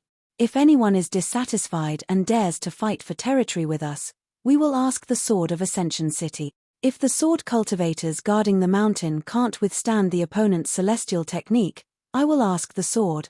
In the ancestral hall, everyone ate a huge calming pill. Deng Liang smiled and was full of admiration. As expected of Ning Yaro, a woman who had never been to the summer palace. Ning Yaro stood up and said, sword cultivators are sword cultivators. In another 100 or 1,000 years, at least half of the people in this Ascension City's ancestral hall will be sword cultivators. No matter what happens in the future, in 1,000 or 10,000 years, if there is only one sword cultivator left in this world, this person will also have to be in this ancestral hall. 100 years later, the number of sword cultivators in Ascension City will be more than the sum of all the other sword cultivators in this world. Ascension City has the most sword cultivators in the world. Ascension City has the highest sword Dao in the world. This is not a magnificent feat, but a matter of course. Ning Yaro wore a golden robe and carried a sword case on her back. Her eyebrows were raised. Qi Shou stood up first and smiled. What does Prefecture Lord Gao say? When will we reach the Jade Primitive Realm? Gao Yeho stood up and smiled. Not much later than you. Everyone in the ancestral hall, especially those sword immortal embryos, had a determined look in their eyes. Two nascent soul sword cultivators stood up at the same time. The old man in charge of passing incense in the ancestral hall cupped his fists and said, "Then I will leave it to you." In the Chen family mansion on Taixiong Street, there was a reclusive child who liked to bask in the sun and lived in seclusion. Occasionally, he would look at the streets outside the Chen family mansion's gate. His name was Chen Mang. This was the new name he gave himself. In this Ascension City, only the hidden officials Ning Yaro, the criminal officials Seshin, and the Quan family's Gao Yeho knew his real name. Other than that, there was only a death warrior from the Chen family and a young servant girl. The former was a golden core sword cultivator in name, but in reality, he was a nascent soul. This nascent soul sword cultivator was not only extremely young, but also extremely talented. He was also loyal to the Chen family on Taixiong Street. He could sacrifice himself for this child named Chen Mang at any time. Shi, Guang Yi. Mang, she is Ming Yi. The literary king chapter of the great YA said Mang Shi, Guang Yi. Calm the people, Mang Ning. Create rights and music, bring peace. Chen Mang, who was only 7 years old, or the old sword immortal Chen Shi of the Great Wall of Sword Qi, had actually read many books. Otherwise, the Chen family would not have a descendant like Chen Sanqiu. The Chen family on Taixiong Street once had a small custom. During the year, on the day Chen Shi carved the word Chen on his head, they would scatter a large basket of illuminating beads on the street. The children on Taixiong and Yu Wu streets would often gather early in the morning, waiting to pick up those beads. Among the generations of children, there were many who became sword immortals in the future, but there were even more who died in battle before they could become sword immortals. Today, Chen Mang stood at the door, looking at the quiet and deserted street, and smiled. Once upon a time, there was a bastard who would shamelessly squat among the children and hit them with his fists and legs. He would even push them away with his butt. Relying on these methods, the man would be able to snatch a large number of children every year. Then, a group of children would follow behind him, crying and cursing. At this moment, there was an ordinary-looking young servant girl standing beside Chen Mang. She carefully looked around the street, and softly reminded him in her mind, "Master, you can go back." Chen Mang nodded, turned around, and walked back into the mansion. After his reincarnation, his old soul was incomplete, but his memories were still there. However, through a longevity lamp in the Chen family's ancestral hall, he was able to replenish one soul and one spirit, so it was inevitable that his temperament would change. The tailor from Old Def's prison, Twisting Core, had once secretly sent a secret letter to him, the master of the Chen family. In the letter, the young hidden official asserted that within the city, there were still key chess pieces placed in the wilderness. Their realms were definitely not high, but they were hidden so deeply. When the city was rapidly expanding in the Fifth World, he had to be careful of a few chess pieces that seemed to be secretly stealing high positions. This was to prevent these existences from collaborating with the demon race that entered the New World through the three continents' gates to make a long-term plan. Therefore, within 60 years, he earnestly requested Senior Chen Shi to find an opportunity to remind the Summer Palace, especially to pay close attention to the old faces that were already in the Ancestral Hall, as well as the two new faces that had the potential to enter the Ancestral Hall. The hidden official's lineage had to be carefully investigated. Other than that, he also had to pay close attention to the sword cultivators that were not young and not known for their talent. If they were Earth immortals who could break through two realms within 100 years, he had to be especially careful. Chen Mang walked in the most familiar mansion with a slight smile. This hidden official was really worried about the Great Wall of Sword Qi. The contents of the secret letter were gently worded, and the writing was meticulous. The key was that the words were everywhere, and the words were spoken with the etiquette of a junior. In the secret letter, the young hidden official was most worried about the old sword immortal Qi Tingji, who was in charge of guarding the mountain and water cave of Fuyao continent, breaking the contract and entering the Fifth World. He definitely could not allow Qi Tingji to control the life and death of all sword cultivators. Therefore, he had to be careful that Tongya continent was the first to close, and Fuyao continent closed later than South Hassa continent. Chen Mang muttered to himself, fortunately. Fuyao continent's gates were indeed the last to close, but Qi Tingji had stayed behind in vast heaven. In the end, that young man was still worried about the safety of his future wife. Reality proved that Chen Pingan was overthinking things. Firstly, reality proved that Qi Tingji's skin was not as thick as Chen Pingan thought. Secondly, Ning Yao had broken through too quickly. Even if Qi Tingji was ambitious, he would first seize power, then control the entire city of sword cultivators and challenge the Confucian rules. But with Ning Yao and the sage of literature watching over him, Qi Tingji would not succeed so easily. Moreover, Bai Yi had a relationship with the old scholar, and the power of his family's descendant Qi Shou. Qi Tingji must have weighed the pros and cons. However, Chen Mang did not feel that this kind of later proved to be overthinking things was unnecessary. On the contrary, it was the most necessary. After all, Qi Tingji had almost become the second Xiao Chuo. If such a person did not want to become the number one person in a brand new world, occupy the fate of the Great Tao, and use it to reach the 14th realm, no one would believe it. In any case, the young hidden official was the first to not believe it, and Chen Mang was the second to not believe it. Once Qi Tingji lost his mind and completely shed all pretense of cordiality and chose to break into the Fifth World, the first person he would kill would be Ning Yao, and the second would be Chen Shi. As for Chen Mang himself, he had been in no hurry these past years. He had broken through a realm every year, and now he just happened to be at the Golden Core realm. There was a deep meaning to why there were two empty chairs on the table beneath Ascension City's ancestral hall. One chair was for the future city lord. As for the other chair, it was reserved for the first Ascension Realm Sword Immortal in Ascension City's history.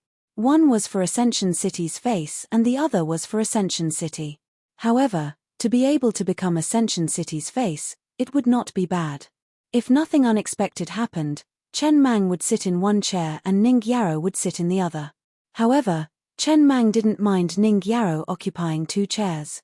He didn't even mind that child Qi Shou would rapidly grow up and become successful enough to sit in the City Lord's chair that originally belonged to him. After Chen Mang's reincarnation, his soul had changed slightly. It was inevitable that his temperament would change. He was more interested in the vast world and the green netherworld. He wanted to ascend to the heavens alone in the future with a sword in hand and travel to both worlds. However, If there wasn't a suitable junior within 100 years who could show the talent to sit firmly in the city lord's seat, then there was no other way. When the time came, he would need to enter Ascension City's ancestral hall. However, no matter what, Ascension City's rise was unstoppable. Even if someone tried to stop him, Chen Mang was Chen Shi after all. He was the sword cultivator who had carved the words on the Great Wall of Sword Qi. In the twilight, the shop was about to close. After a hard day, the acting shopkeeper, Zheng Dafeng, was leisurely drinking wine. He stepped on a long bench and looked at the restaurants on both sides of the street. There were no women, so he glanced at them. When a woman came in and out, he couldn't take his eyes off her. A young man poured a bowl of wine for the acting shopkeeper. He shook his head and said, "Dafeng, you're not doing well. Today's Ancestral Hall's meeting is so lively. In the end, you didn't even have the chance to squat at the door and listen. You have the face to teach others martial arts." Zheng Dafeng bent down and sniffed the wine. He wasn't in a hurry to drink. He raised his head and smiled at Feng Kangol. "Is your big brother Dafeng someone who cares about false reputation? How many women can I see in the Ancestral Hall? Can it be compared to sitting here?"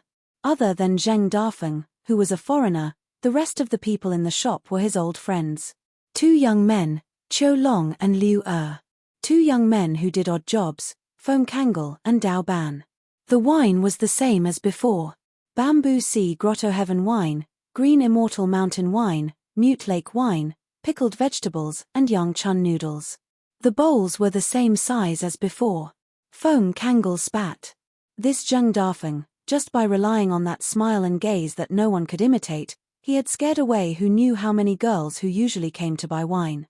If not for the fact that there were more old bachelors and gamblers than usual, his good friend Dao Ban said that he would have rebelled against Zheng Dafeng. Dao Ban, who was wiping the table from afar, could not help but ask again, "Dafeng, do you think I'm a martial arts genius that no one can tell?" When this young man was still a child, he had asked the second manager a similar question. However, the manager had changed the martial arts genius into a potential sword immortal. Zheng Dafeng was still in charge of teaching fist techniques. This manager, who loved to drink and was especially willing to embezzle, would never drink before or after teaching fist techniques. Jiang Yun, Dusk Alley, Shu Gong, and Yuan Juhua. These three were the fastest to learn fist techniques. Relying on the brand new world's timing, Jiang Yun obtained martial arts fate twice. Shu Gong and Yuan Juhua each obtained it once. There was also a young lady from Yuhu Street, Sun Tian. She had a younger sister named Sun Zhao, who was a potential sword immortal. Back then, she was brought away from the Great Wall of Sword Qi by a female sword immortal. They could also learn fist techniques. Actually, the first batch of 10 children had decent fist intents. Later, the two selected by Twisting Core had good aptitudes. After that, the other 40 or so children paled in comparison. The so-called strongest was a horizontal comparison to other martial artists of the same realm. However, the stronger one's foundation was, the more martial arts fate would be bestowed. If one had an unprecedented height when breaking through, it would be even more spectacular when one's martial arts fate was bestowed. Whether one could be the strongest to break through also depended on luck. For example, if one happened to be in the same realm as Cao Ci or Chen Pinggan and broke through earlier than them, how could one compete to be the strongest? Before Cao Ci and Chen Pinggan, being in the same realm as senior brother Li Er and vassal King Song Jianqiang was a bleak situation for other pure martial artists. Zheng Dafeng took a sip of wine, leaned back, and turned his head. "Anyway, I can't tell. I can only tell that you have good luck with women." Dao Ban complained, "What's the use of having good luck with women? Anyway, you're far inferior to the second manager." When the second manager was here, the female customers were all sneaky. But when you came, they all ran away. Zheng Dafeng clicked his tongue. "You'll be struck by lightning for saying that." A beautiful girl's gaze was like asking someone to wear an extra thick cotton jacket in winter. There were also some cannibalistic eyes that could make a man feel as if he was taking off his clothes in summer. His body was cool and his heart was warm. It was a pity that the young man did not know about the matters between men and women. Zheng Dafeng glanced elsewhere. Liu Yi liked Qiu Long, but Qiu Long already had an older sister living in his heart. She was the real owner of the shop, the head manager. Zheng Dafeng still had this bit of eyesight. Therefore, in private, the man glanced at Liu Yi, who was greeting customers in the distance. Half-jokingly, he told the young man who was sad every day that he might as well take pity on the person in front of him. After all, no matter how good his sister was, she could not be seen or touched. It was a pity that Qiu Long might understand such a simple principle and could not do it. It was not difficult to like someone, but it was not easy to not like someone you used to like very much. With a business style that was completely different from the young recluse, shopkeeper Zheng quickly gained a foothold in Ascension City. Although his business was still not as good as before, it was no longer deserted. Moreover, shopkeeper Zheng liked to gamble. Most importantly, in the beginning, all the bankers and gamblers regarded Zheng Dafeng as a comrade of the second manager. Each of them was more careful than the other. They did not expect that after a few times, they would realize that it was a false alarm. It turned out that shopkeeper Zheng really had an excellent conscience and gambling ethics. He would definitely lose every time he gambled. After a few times, the drinkers all said that brother Zheng had picked up all the things that the second manager had dropped on the ground in the early years. All of them called shopkeeper Zheng brothers and said that in the vast world, if there were more heroes like shopkeeper Zheng and less trash like the second manager, then the people would really be simple and honest. Shopkeeper Zheng's catchphrase was to hold an empty wine bowl and say to everyone he met, "I'll raise a cup first." It was true that he would raise a cup, but every time, he would raise the wine of the customer. Apart from that, the 10 fairies that Zheng Dafeng rated, as well as the 10 beauties at the age of a young girl, and the single drunkards all respected him and gave him a thumbs up. It was rumored that Guozhujiu secretly gave some money to buy a few more pots of wine from the wine shop. She had a discussion with Zheng Dafeng, saying that a certain old lady's ranking should be higher so that she would not be unable to get married. Otherwise, it would be worrying just looking at her. Other than Guozhujiu, there was also that Jiyu Jianlong who liked to hang out here. One liked to listen to stories, while the other liked to drink and listen to stories. Of course, Zheng Dafeng would tell different stories to different people. Guozhujiu only liked to listen to stories related to her master. The size of the story was not important. This inevitably made brother Dafeng feel that he had 18 kinds of martial arts but nowhere to display them. Thus, he told Jiyu Jianlong stories about immortals fighting. That was the best accompaniment to the wine. The speaker had the intention, and the listener understood. They could be said to be half master and disciple. Jiyu Jianlong preferred to listen to stories about men and women fighting. When brother Dafeng told the story of the woman fighting, he was dumbfounded. Then, the next time they drank, even Wang Xinshui eagerly followed, insisting on learning from brother Dafeng. Zheng Dafeng drank a bowl of sorrowful wine and sighed. Those little bastards who learned martial arts from him, especially the group led by the youth Jiang Yun, would surround him every time they practiced. They were really asking for a beating.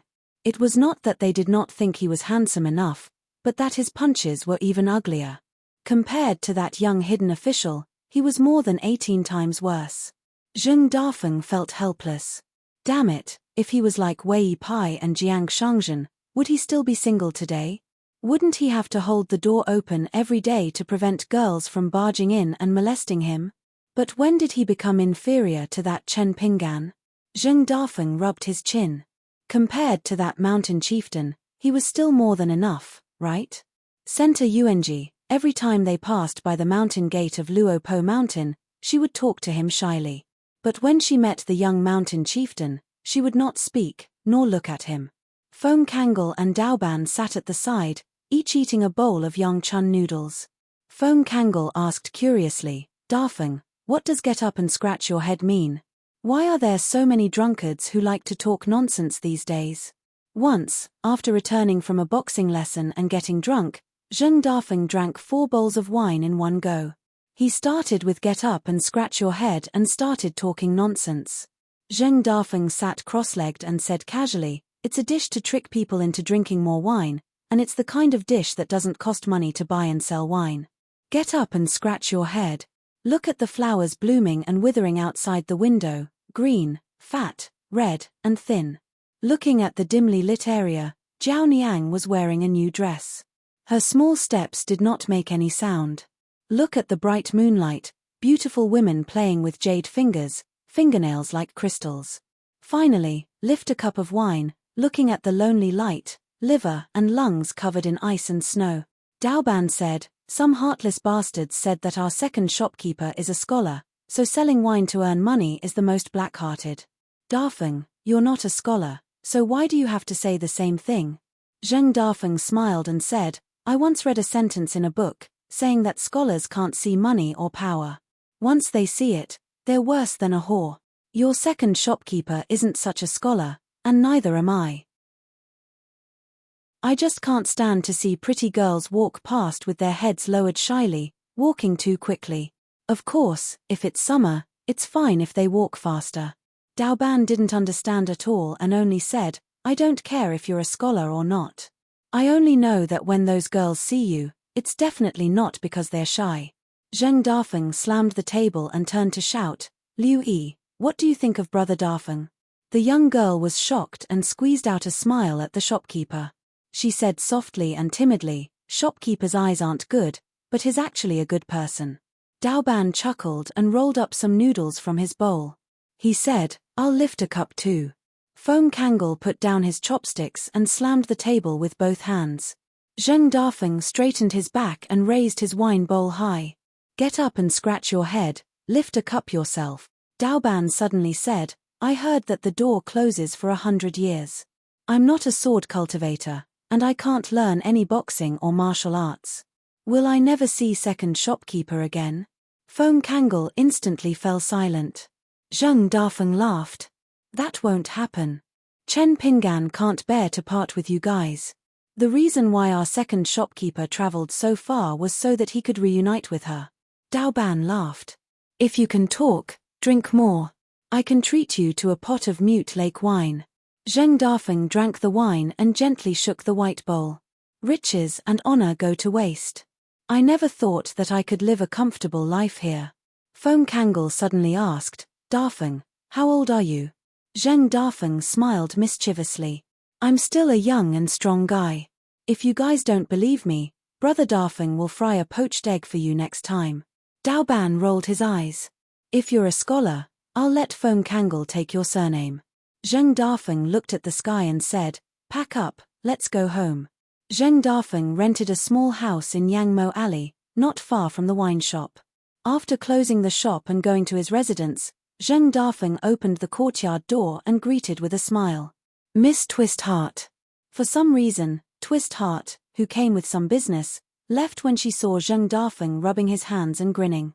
Zheng Dafeng was annoyed that he did not treat his guest well. After the man sat down alone in the main room, he lit the lamp and began to flip through a divine book that he had borrowed from Zhu Lian with great difficulty. Some of the pages were filled with colorful drawings. Zheng Dafeng sat upright and still, reading with great interest. After closing the book, he walked to the door and leaned against it. He crossed his arms and looked at the night sky. There were many wanderers in the world who went as far as their legs and heart could reach. When they looked back, the mountains and rivers were far away. They were not afraid of the long journey home. They were only afraid that when they returned home, they were already old friends. After being asked by Feng Kangol today, Zheng Dafeng suddenly realized that according to the calculation at the foot of the mountain, as long as one was not a bachelor, one should have grandchildren. A man was a bachelor, 8 feet tall. How could one not be worried? Zheng Dafeng grabbed a bunch of sunflower seeds and a flask of Mute Lake wine. He sat on the doorstep and drank while munching on the sunflower seeds. However, as he drank and ate, thinking about Luo Po Mountain, Zheng Dafeng relaxed a little. In the past, Zheng Dafeng had seen all the kids of the younger generation in that small town in Pearl Grotto Heaven. However, they were not young anymore and were not kids anymore. After all, even Li Huai had reached adulthood many years ago. Zheng Dafeng drank and thought about things. It was indeed the time to drink and scratch one's head. When Zheng Dafeng thought back to that huge martial fate surging, he raised the wine flask and smiled, "One is worth it." In the world, Fist techniques were the most important. Luo Po Mountain. That was because on that Marshall Path mountain peak, there would be 4 people standing side by side. 2 of them would definitely be able to reach the peak and the other 2 would have hope of reaching the peak too. Housekeeper Zhu Lian was already at the peak. Disciple Pei Qian was about to reach the peak. Gatekeeper Zheng Dafeng was about to reach the peak. As for the mountain master, Chen Pinggan, he was the strongest person in history and had reached the peak of the mountain. 708. In the middle of the Tongya continent. It was supposed to be a good season for rain to give birth to 100 valleys, a great season of tranquility and brightness. Unfortunately, it was the same as last year. The tender silk-like Chinese tuna before the rain was not picked. Countless green tea mountains gradually became barren, overgrown with weeds. Every household, rich or poor, no longer had the slightest bit of the fragrance of spring tea before the rain. The northern Jin kingdom had been peaceful for too long. Compared to a continent, it was unfortunately a place that military strategists had to fight for. In the past, it was separated from the Great Quan dynasty's Yarrow family's iron cavalry by the Pine Needle Lake and Mount Jinhuang. It was still considered peaceful. However, after a change in the world, all the political maneuvering and all the hard work had become a thing of the past. The northern Jin kingdom was no longer a kingdom. Southern Qi, which was located in the north of the Great Quan kingdom, was not much better than the Beijing kingdom. In the end, only the Great Quan kingdom, whose emperor had not appeared for a long time, was left. The vassals were regent and the empress participated in politics. They were still fighting against the demon army from the wilderness. However, they still had no chance of winning and were retreating step by step. Less than 1/10 of the Great Quan Yarrow family's cavalry remained. The old capital of the southern Qi kingdom had already become the place where the military tents of the moon-supporting mountain were stationed. The Great Quan kingdom had also lost more than half of its territory, and its border army was almost completely wiped out. The soldiers and horses of the various provinces could only retreat to the capital. It was said that when the famous Mirage City was conquered, the military tents would be relocated. When the demon army of the wilderness landed on the west coast of the Tongya continent in the early years, more than 30 military camps had their own orders. They mainly attacked the deeply rooted Immortal Mountains. Generally, they spread from the west to the east and from the south to the north. They did not pay too much attention to the human kingdoms and vassals along the way. They were drowned by the tides and wantonly destroyed. They did not call for surrender or appease. The cities were destroyed and people died. Then, they were refined into an army of skeletons by the great demon cultivators under the skeleton throne, Bai Ying. They killed the living with the dead. In the end, they were all dead. In the old mountains and rivers of the Beijing kingdom, 6 rainbows suddenly stopped above a large golden sea of clouds under the sun. Then, they quickly fell to the ground. The wind in the sky blew the hair on the temples of the 6 people. They all had young faces and there were 3 men and 3 women. They broke through a hole in the sea of clouds and their vision suddenly became clear. One of them was a man in a black robe who tied his hair with a snow-white ribbon. Descending from the heavens to the mortal world, he looked like a banished immortal. Under the sea of clouds, there was a huge city with a towering but damaged city walls everywhere. It was the location of a state capital. There were not many cities in North Jin that had not been plundered. It could be considered a lone city in a country. The mountain and river array of the city was even more stable than the capital cities of many vassal states. It was said that it was because there were 2 otherworldly experts in the city. One of them was a core formation stage cultivator who was adept at array formations, and the other was a nascent soul stage cultivator with an impressive cultivation. That was how they managed to keep the dilapidated city under control. However, this wasn't the main reason.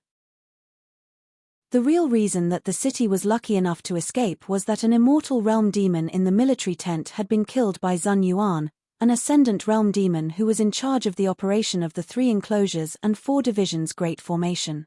Therefore, some great demons felt that this place was too unlucky and were unwilling to show their faces. If it weren't for Zun Yuan and Jiang Shangzhen, the 2 troublesome demons from the Jade sect, who had been relying on the heaven and earth great formation that gathered the destiny of a continent to specifically target the immortals in the military tent and the ascendant realm demons, the Tongyi continent would have been destroyed much earlier. Zun Yuan's realm was high, and he used a continent as a small world. Several ascendant realm demons were quite afraid of him. Although Jiang Shangzhen was only in the immortal realm, his natal flying sword was too vicious and sinister. Every time the sword fell from the sky, he didn't find trouble with the ascendant realm demons. He didn't even want to fight too hard with the immortal realm demons. He relied on the right time, place, and people to kill those immortal realm demons with an advantage of 1.5 realms. With one sword, the immortal realm demons who could have killed half a country by themselves would either die or fall in realms. After the two sovereign realm demons, Yang Ji and Fei Fei, returned from the sea between the Aquarius continent and the North continent, they specifically searched for traces of Zun Yuan and Jiang Shangzhen in the sky. Among them, Yang Ji and Zun Yuan had an all-out battle, and both of them were injured. After that, Zun Yuan became more and more invisible. Only Jiang Shangzhen continued to stab the human world with his sword from time to time. Fei Fei followed the vine to find the melon and blocked his escape route several times. Jiang Shangzhen had countless camouflage techniques, and his escape techniques were even more elusive. She couldn't kill him. On the other hand, every time the mountain master of the Da Fu Academy attacked, it was more to protect the dynasty and the Academy's mountain river Great Formation to slow down the advancement of the wasteland. With the destruction of the Peace Mountain and the Fuyao sect, the Tongyi continent no longer had the 3 enclosures 4 symbols Great Formation. The time had changed, and Zun Yuan and Jiang Shangzhen were in the wasteland. Especially the ascendant realm Zun Yuan, at the end of last year, he had already been intercepted by Yang Ji and Fei Fei once. It was rumored that Zun Yuan had already escaped from the Tongyi continent and escaped into a secret realm in the sea. Then, a little girl with a goat horn braid followed him. The black-robed man held a long sword in his hand. First, he broke the mountain river Great Formation with a slash of his sword. Then, he slashed a few offensive magic treasures that whistled towards him. In the city, there was a deity in golden armor who was worshipping incense in the martial temple. He strode away from the doorstep as if he was reminded by the immortal master not to leave the ancestral temple. This deity, who was once a martyr of the country, still held the treasured saber that had been soaked in incense for hundreds of years. He took the initiative to appear and fight. He rose with the wind, but his golden body was shattered by the black-robed man's natal flying sword. The deity in golden armor, whose body was covered in fine cracks like spiderwebs, roared angrily. Still holding the saber with both hands, the deity in golden armor took a heavy step in the void and slashed towards the young sword immortal bastard. However, the flying sword circled around and shattered the golden body. The city in the human world was like a golden rain. The other 5 demonic cultivators landed in the city one after another. Although the great city-protecting formation was not destroyed, it was ultimately unable to stop their tyrannical intrusion. A pure martial artist of the demonic race, who was more than 10 feet tall, looked around after landing. He chose a direction and chose a straight line across the city. Many of the city's markets, walls of various sizes, and buildings of various colors were all smashed apart. Occasionally, there would be people with extremely bad luck who would be smashed into smithereens, leaving no corpse behind. He continued until he crashed into the outer city walls. Then, he changed his route and used his tough body as a blade to cut straight into the city. He was never tired of doing so. A sword cultivator chose a place with densely packed buildings and walked slowly. Wherever he passed, he would absorb the souls and blood of living people within 1,000 feet radius, turning them into shriveled corpses. A demon took a fancy to the city god's pavilion and suddenly revealed the true body of a huge python that was 3,000 feet tall. Its scales were shining, and miasma instantly spread out, corroding the wood and stones. It surrounded the entire city god's pavilion and then used its head to hit the top of the city god's pavilion, smashing a plaque that was bestowed by the North Jin Kingdom's monarch into pieces. It allowed the alchemist's spells and offensive treasures to smash its body.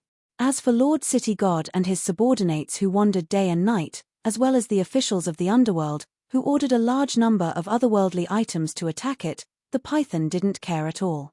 A young woman in an emerald green dress with a slender figure formed a sword sign with her hands and took out her natal flying sword, peacock screen. Behind her, it was as if a peacock had opened its tail. 81 rays of sword light that were refined from peacock feathers appeared. The feathers shone brightly and were very beautiful. Every ray of sword light had a pair of feather eyes that looked like a woman's eyes. They rippled and gave birth to even more tiny flying swords. This was the natal power of her flying sword, peacock screen, which condensed into the eye-splitting sword light. In the end, the sword light flashed and disappeared, dragging countless emerald green fireflies in the air. She headed straight for the official residence of the state capital. The buildings on both sides were swept by the dense sword light and were emptied. Dust flew everywhere, covering the sky and the sun. There was another female sword cultivator who looked like her. She stepped on a colorful long sword and landed on a city wall where armored soldiers gathered. Yusai's figure landed on the roof of a rich tycoon family's building. He did not kill wantonly like his companions. This time, he was only pulled over by a friend to relax. He came from the capital of southern Qi to have some fun. The other 5 were all old acquaintances. The group of sword immortal embryos who fought side by side in the Joshin tent were of course Yusai's friends as well. However, they were not very familiar with each other. The cities under Yusai's feet had not been destroyed by the flames of war. Among them, there were very few provincial cities. It was even harder to find the remaining provincial cities of a large country like northern Jin. Most of them were remote prefectures and counties of vassal states. They were used by the cultivators in the military tent to practice. They also had to fight and compete for military merits. Otherwise, they would not have had such a good opportunity. Yusai sat on the roof with his sword across his knees. He glanced at the already chaotic mansion of the rich and powerful families and ignored it.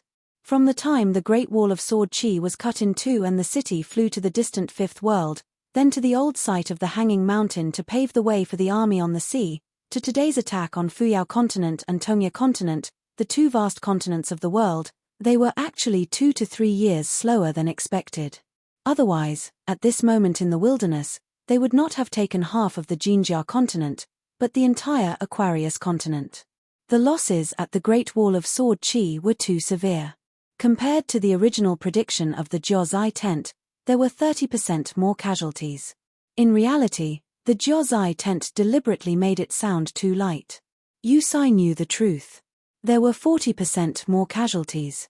Moreover, the tragedy of the Great Wall of Sword Qi battlefield was not something that could be described with the word slight.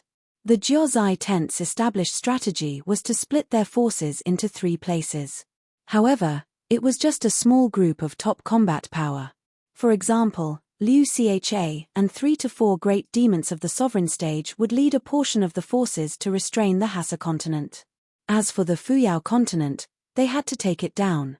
However, they were not in a hurry to take down the Jinjia continent.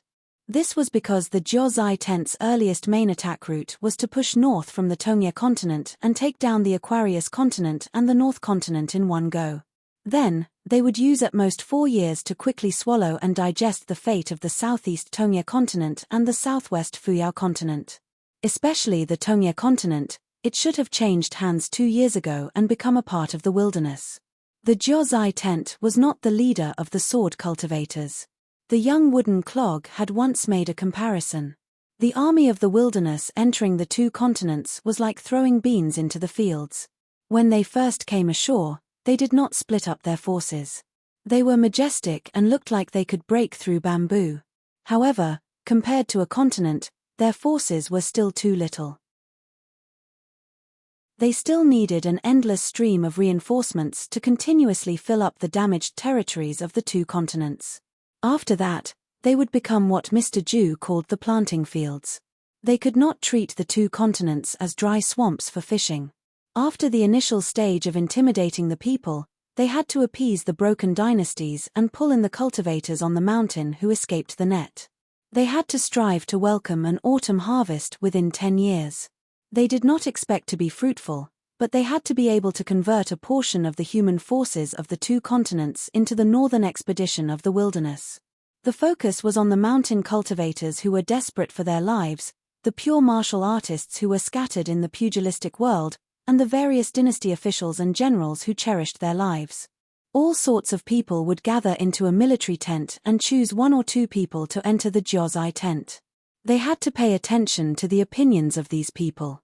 In order to take down the Aquarius continent and the Jinjia continent and gain a foothold in the wilderness, they would at most hand over the Fuyao continent and half of the Jinjia continent and return it to the vast world in exchange for the North continent. At that time, the wilderness would control the Tongye continent, the Aquarius continent, and the North continent. As for the so-called return of the Fuyao continent, the Jiuzai tent already had a plan. The many sovereign stage demons would work together to completely sink the continent. The wilderness would not be able to obtain the fate of the continent, and the vast world would only be able to take back the countless islands that were scattered all over the place. In this way, just repairing the old mountains and rivers of the continent that was closer to the wilderness army would consume a lot of the Central Earth's Confucian Temple's energy, money, and people's hearts. Because of Yu Sai's special identity, he was not as simple as a cultivator of the Jiuzai tent and a potential sword immortal of the moon-supporting mountain. That was why he knew these shocking details. A female sword immortal changed her mind and rode her sword to Yu Sai's side. The quality of the sword was not bad. It drew a colorful sword light in the air. Her name was Xian Zhao, and she was a pair of sisters with her sister Yin Su. They were both sword cultivators. Although they were not listed in the moon-supporting mountain's 100 sword immortals, she was a direct disciple of the moon-supporting mountain's 100 sword immortals. She was a female official of the Snow Frost tribe. Although she looked young, she was actually a female cultivator over 300 years old. The moon-supporting mountain was one of the sects under Imperial Concubine Fei. In the past, Imperial Concubine Fei and the Yeluohei had fought against each other for many years. The moon-supporting mountain Snow Frost, Willow Branch, and the other female cultivators of the 6 tribes had contributed a lot. Xian Zhao's human form was a pretty girl with a pointy chin. She lifted the corner of her dress and gave a curtsy, calling out 4th young Master Yu. Yu Sai did not stand up. He only nodded with a smile. The wilderness had a strict hierarchy. If anyone was too polite, it would only backfire. Xian Zhao kept her sword and sat not far away from Yu Sai. However, she did not dare to get too close. She rested her chin on her hands and looked at the chaotic city. She said softly, 4th young Master Yu, I'm a little tired of killing. How can there be so many cities in this vast world? Capital cities, prefectures, counties, and counties. There are many cities and even more people. Luckily, they are too cowardly. They only scared themselves half to death and did not resist. At first, I was happy. I thought that I don't have to risk my life like I did at the Great Wall of Sword Chi. However, after killing so many, one batch after another, I got sick of it. Yu Sai smiled and said, this is the vast world. As long as there are no wars and there are no droughts or locusts, people will get along well with each other. There are very few fights to the death, which is why there are so many people. It's different from our hometown. Before the appearance of the moon-supporting mountain's grand ancestor, the wilderness was a chaotic world. The world was really chaotic. Great demons ran rampant in the world. There was no such thing as killing indiscriminately. Xian Zhao pointed at a place in the city and asked, I saw this kind of memorial arch again. There are many places. My sister and I can't recognize the words on it. 4th young Master Yu, you've read books and know about the vast world. What do they do? The wilderness had ancient words. It was said that they came from the same source as the vast world. However, they were different and had their own evolutions. However, because the words came from the same source, the scholarly sage's natal words were still feared by all the great demons. About 1,000 years ago, a language called the Cloud Water script started to spread in the wilderness. It was created by the world literati, Mr. Ju. Yu Sai explained, this is something unique to the vast world. It's used to commend those men and women who are knowledgeable and virtuous. I've read about the sages here in the books. There was a saying, "Today, there are great evils. The pure wind is decadent, but there are good deeds."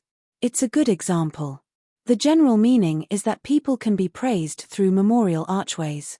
In the vast world, if a family with a memorial arch is erected, their descendants will be able to enjoy glory. Xian Zhao was puzzled. These people sound very powerful. However, after fighting for so many years, they don't seem to be of any use. However, she had indeed met some strange people before. There was a white-haired old woman with a walking stick who stood in front of the ancestral hall. Although she would die like a piece of tattered cotton wool in the end, she was actually not afraid of death. Could it be that she had lived long enough? She also saw an old man in a scholar's robe. Although he was facing a great disaster and could only wait for death, he died beside a table piled with books. At that time, the old man was holding a child's hand and asked the child to speak loudly. The old man listened to the child's teeth-chattering words. Perhaps it was the family's teachings or the words from a sage's book. No matter what, when the old man died, his expression was calmer than many of the cultivators on the mountain who gave away magic treasures and immortal coins. Many of the emperors and generals who prostrated themselves on the ground were also calmer. But even so, what was the point? Xian Zhao felt that it was meaningless. After all, the old and the young were all dead. On the other hand, many of the places that were originally regarded as places to fight by the military tents were battlefields, lines of defense, passes, and tens of thousands of elite cavalry and infantry in bright armor. They were all just for show and would collapse at the first touch. Some of the high cities and impregnable passes were often breached after 2 or 3 attacks. The armors were too new and the old soldiers were too few. However, some of the immortal families and the elite troops of the 7 or 8 dynasties still caused some trouble for the army of the wasteland world. Especially when attacking the place called Peace Mountain, there were heavy casualties. The 2 military tents lost all the troops under their command. In the end, they had no choice but to transfer 2 groups of troops over. Yusai did not know whether to laugh or cry. It was difficult to explain to her the uselessness and usefulness of these illusory things. They were used to educate people's minds, but they were naturally useless in fighting and killing. Every memorial arch was priceless in a peaceful world. However, in a chaotic world, they seemed to be worthless. Yusai looked at an old nascent soul state cultivator and finally could not take it anymore. He had already left the protection of the formation and was fighting with Yin Su and the others. Because Yin Su had killed too many along the way, and he had done it on purpose for him to see. That pure martial artist had even purposely ripped off a few heads and threw them on the formation. Ripples appeared like fresh blood smeared on the wall. As for that python true body, he returned to human form.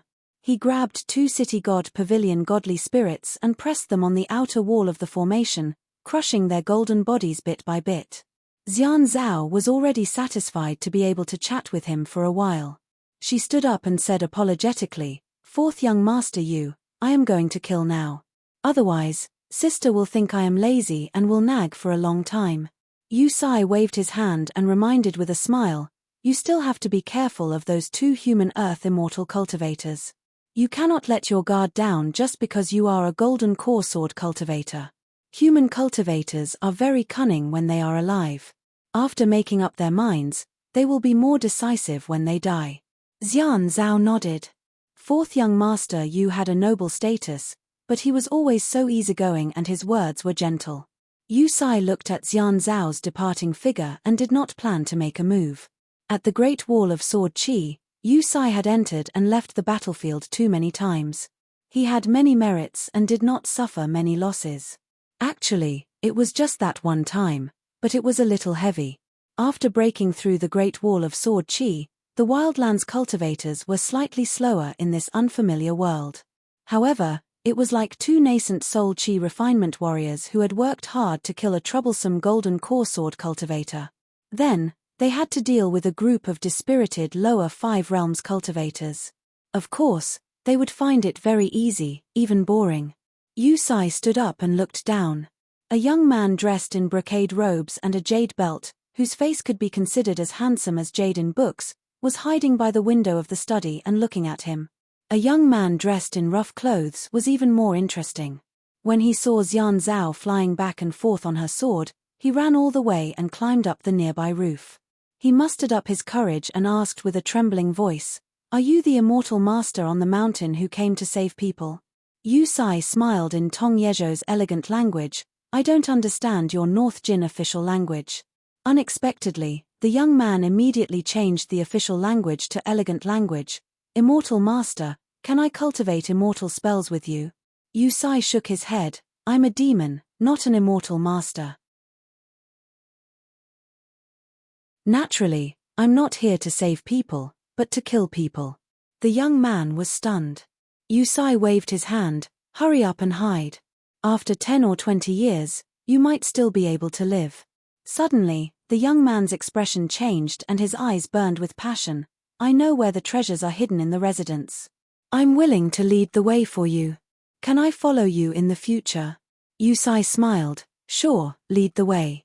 I can really give you a great fortune. After the world is turned upside down, it's time for the new and old atmosphere to change." Anyway, he had nothing to do. Moreover, he thought of a certain saying in the Jiazi tent, "When would the people of the wasteland world be at ease after occupying a new continent?" It was those who survived the war and admitted that they had no way out and no chance to change their mistakes. Even if these people returned to the vast world, they would still have no way out because they would definitely be dealt with in the future. Only then, these people could be used by the wasteland world at ease and become lackeys who bite and kill more fiercely than demon cultivators. For example, in a country, if an official killed the emperor in the imperial court, the person chosen by each government office would definitely be killed. It was the same within the family. Moreover, it had to be done in the ancestral hall, causing people to commit treason. The immortals on the mountain had their disciples kill the old ancestor. Everyone's hands were stained with blood, and so on. All the rules and etiquette that the Confucian school had painstakingly established were about to collapse. Overturning and starting over on the ruins, for thousands of years, the so-called morality would only be the rule set by Mr. Zhu. It was said that not only was Wooden Clog following Mr. Zhu, he was also bestowed with a surname. Yu Sai landed on the ground and reached out to grab, bringing the young man who felt like he was riding the clouds to his side. Yu Sai purposely did not see the other's back drenched in sweat and walked slowly. He turned his head and asked with a smile, "Is there anything you want? For example, a certain woman you didn't even dare to think about before. Is there someone you want to kill? For example, a certain rich person you hate the most. The person you want to get the most, the person you want to kill the most, you've already said it, I can help you." The young man gritted his teeth and nodded, "I don't want anything, I think it should all be masters, I don't dare to take any of it. But I want to kill 2 people. Yu Sai asked curiously, "Which 2? The young man beside Yu Sai gritted his teeth and said, "One of them is called Han Chengshin, the young master of this house. The other one is called Han Shuyi, Han Chengshin's elder sister. She's a girl who's visiting her family." Yu Sai smiled and said, "What deep grudge do you have with that pair of siblings?" It could be seen that this person was a servant of the house, he might even be the son of that lowly family. The young man was silent and shook his head. Then, he clenched his fists and his body trembled.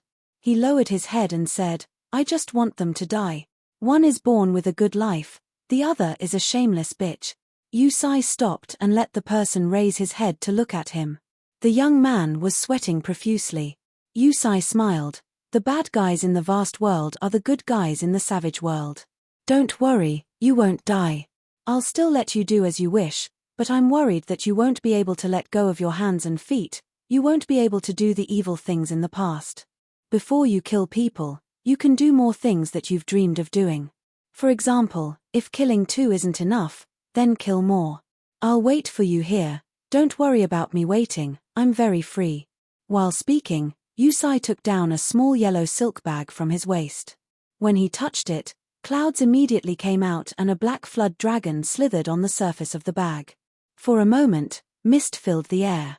Yu Sai shook the yellow silk bag lightly and the black flood dragon fell to the ground and turned into a tall and sturdy man with black eyes. Yu Sai then threw the bag to the young man lightly, "Keep it well, This flood dragon slave will be your Tao protector in the future. He'll teach you immortal spells and help you become the person above the people of Tongyi continent. Not to mention the descendants of the Han family, even the former emperors and monarchs, the land immortals on the mountain. When they see you, they'll have to bow their heads and call you. Oh right, what's your name again? The young man took the bag with both hands and said with a trembling voice, Master, I'm called Lu Genshin. I know how to behave. I once had an elder brother called Lu Jiaoguang. Yu Sai smiled knowingly. I taught you to be righteous when you were young. I checked you to be diligent and vigilant. They're all good names. Your father helped you get them from the school teacher, right? Lu Genshin wiped the sweat on his forehead and said, Master is really knowledgeable. Yu Sai waved his hand. Follow me in the future, do more and speak less. Don't flatter me, you'll die. Lu Genshin didn't dare to say more. He bowed and flew away. That black flood dragon retainer followed behind him, making the young man fearful but also full of courage. Yu Sai planned to let this Lu Genshin become the master of this continent city and let the young man live a comfortable life as a local tyrant. Then he'll let the black flood dragon record in detail and show the changes of the city's customs in those few years to Wooden Clog. As for why Lu Genshin hated that brother and sister so much, only heaven knows. Maybe it was because he saw a snow-white fox fur prince on a winter day with thin clothes and felt even more ashamed of his inferiority. Maybe it was because he'd admired that girl for a long time and just happened to pass by one day. That girl didn't say anything, but her careless gaze said everything. These weren't strange. Yu Sai didn't care what the truth was. What really made Yu Sai feel fun was the moment before. From Lu Genshin's eyes, Yu Sai saw the young man's heartfelt gratitude, admiration, reverence, and that kind of willingness to gamble, the determination to risk his life. Lu Genshin was clearly willing to use a moment of pleasure to kill all the long-term unhappiness in his heart. In the wild world, these pitiful people who easily went to extremes were needed, the more the better. These people would probably become the Confucian gravediggers that Wooden Clog said. Mr. Ju once joked that there were too many scholars in the world who liked to pretend to be righteous. They really thought that the world couldn't see that they were sanctimonious, but in fact, it wasn't.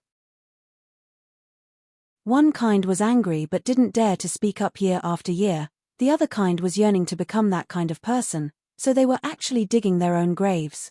No wonder there were people who came to fill the soil and flatten the graves. Yu Sai suddenly raised his head. There was a great phenomenon between heaven and earth, spreading rapidly from a great distance. It was undoubtedly the great magical power of the Ascendant Realm. Otherwise, it was impossible for even Yu Sai to be able to clearly sense the majestic aura here. A woman with scarlet eyes appeared beside Yu Sai and said softly, Mister, please leave this place temporarily. That Zun Yuan of the Jade Gui sect was first intercepted by Yang Ji and me, then chased by Xiao Chuo, and followed into the hidden secret realm at the bottom of the sea. It was completely destroyed, and there was no way to escape. Zun Yuan appeared on the coast of the East Sea with his Dharma form, intending to split the Tongyi continent into two. It's very likely that this place will be affected. Yu Sai shook his head and said, You just need to protect me, Immortal Algae, and the others. I want to see how Zun Yuan split the Tongyi continent up close. The throne demon, Fei Fei, nodded. Yu Sai frowned and asked, What about Xiao Chuo? Fei Fei said, That secret realm is very strange. It seems that Zun Yuan was temporarily tricked into another world. Perhaps Zun Yuan's escape this time was to deliberately lure Xiao Chuo away. She suddenly disappeared in a flash, and a moment later, she returned to her original spot, her expression slightly changed. Xiao Chuo finally attacked. Yu Sai looked up. Above the East Sea of the Tongyi continent, a door was broken open in the sky. Xiao Chuo used a sword to break open the other side of the sky, and was able to fly back to the vast world. Then, a magnificent sword light fell towards Zun Yuan's Dharma form. Its aura was not inferior to the first sword Bai Yi used in the Fuyao continent. That sword light with unparalleled momentum was intertwined with water, fire, and lightning. Fei Fei looked up and said softly, That old thing is dead for sure. Yu Sai smiled and said, Compared to you, Zun Yuan really isn't old. Fei Fei smiled and said, I'll go grab a few pieces of the glazed golden body for Mr. Yu Sai was just about to shake his head, but Fei Fei had already swept away. After all, she was a throne demon, and did not touch the foundation of the Great Tao, so Yu Sai could not casually reprimand or stop her. Moreover, Fei Fei had used her heart to warn him to be careful. Yu Sai did not bat an eyelid, and strolled leisurely in this rich mansion. Suddenly, Yu Sai was all around, and the long river of time seemed to have stagnated for no reason. Yu Sai was not afraid. The robe he was wearing was given to him by Fei Fei, and could withstand the full power of an immortal sword cultivator without dying.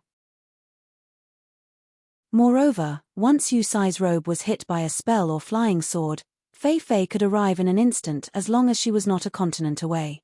Yu Sai turning his head to look at the ridge of a roof, a handsome man wearing a laurel hat and a golden robe was gently tossing the yellow silk bag that the inky flood dragon could not break free from. That person glanced at Yu Sai's robe and smiled. It's rare to see something that you want, but my little life is still more valuable. Yu Sai cupped his fists and said, "Greetings, Sect Master Jiang." Jiang Shangzhen raised his hand and waved it lightly. "You don't have to be so polite. It's rare for father and son to reunite. Just call me father. In the future, remember to let that little maid Fei Fei massage your father's shoulders and legs. Consider it as making up for your filial piety." Yu Sai laughed involuntarily, and after a moment of silence, he asked, "How is the young man protected by the inky flood dragon slave?" Jiang Shangzhen giggled and said, "His soul has been swapped with a handsome guy. I reckon that when the river of time disperses, he will be more confused." "Who am I? Where am I? What am I going to do?" Yu Sai asked. "Sect Master Jiang did not save Zun Yuan, but came here to chat with me instead. You did not even kill the one who was close at hand. Why would you save the one who was far away?" "Once I, Jiang Shangzhen, am smart, even I don't know what I'm thinking. How can you predict it?" Jiang Shangzhen curled his lips. "Besides, your bastard son is a little trash. That lowly maid Fei Fei was willing to give her natal robe to you. I'm timid. It's not a good deal to kill you and lose a sword, so I can't do anything to you. I'm already very satisfied to have picked up this half-immortal weapon yellow silk bag for free." Yu Sai was silent. One of the magical powers of this robe was sword lock, which was more mysterious than Du Mao's sword boat. Yu Sai wanted to use himself as bait long ago, to get hit by Jiang Shangzhen's sword that was known as killing immortals with a willow leaf. Jiang Shangzhen put the yellow silk bag into his heaven and earth sleeve, and the stagnant long river of time returned to normal.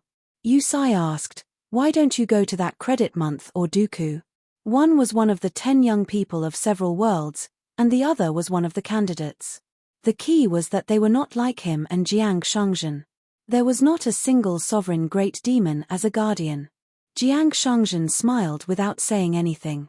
In a study, a handsome man in luxurious clothes was wrestling with a young man.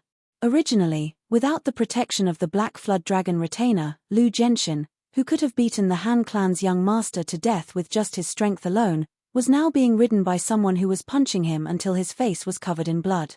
Lying on the ground, the handsome young master was in great pain from the beating. He regretted it very much. If he had known this would happen, he would have gone to look for that beautiful woman first.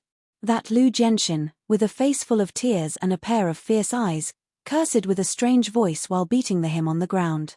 In the end, he grabbed the him by the neck with both hands. Jiang Shangzhen smiled. "All right, Sister Fei Fei, you don't have to hide anymore. You're so good looking, why don't you dare to show yourself?" Fei Fei actually walked out from Yu Sai's robe and said to Yu Sai, "Young master, it's just a kind of secret illusion, roughly equivalent to the cultivation of nascent soul. Jiang Shangzhen's real body isn't here." Jiang Shangzhen nodded. "Of course, I'll never make a move if I'm not 100% sure, and don't come to kill me if you're not 100% sure. This time, I'm here to greet you too. When Sister Fei Fei wears the robe again, remember to let 4th young master Yu hide in the military tent obediently. Otherwise, it's perfectly justified for me to beat my son." When Jiang Shangzhen's final illusion dissipated, the yellow silk bag on his waist didn't leave with it. Jiang Shangzhen wasn't that stupid. Previously, he was just teasing Yu Sai. This man, who was the newest and possibly the last lord of Yugue sect, was a little dejected. He turned his head to look at the eastern sea. An ascendant realm cultivator's golden body began to collapse.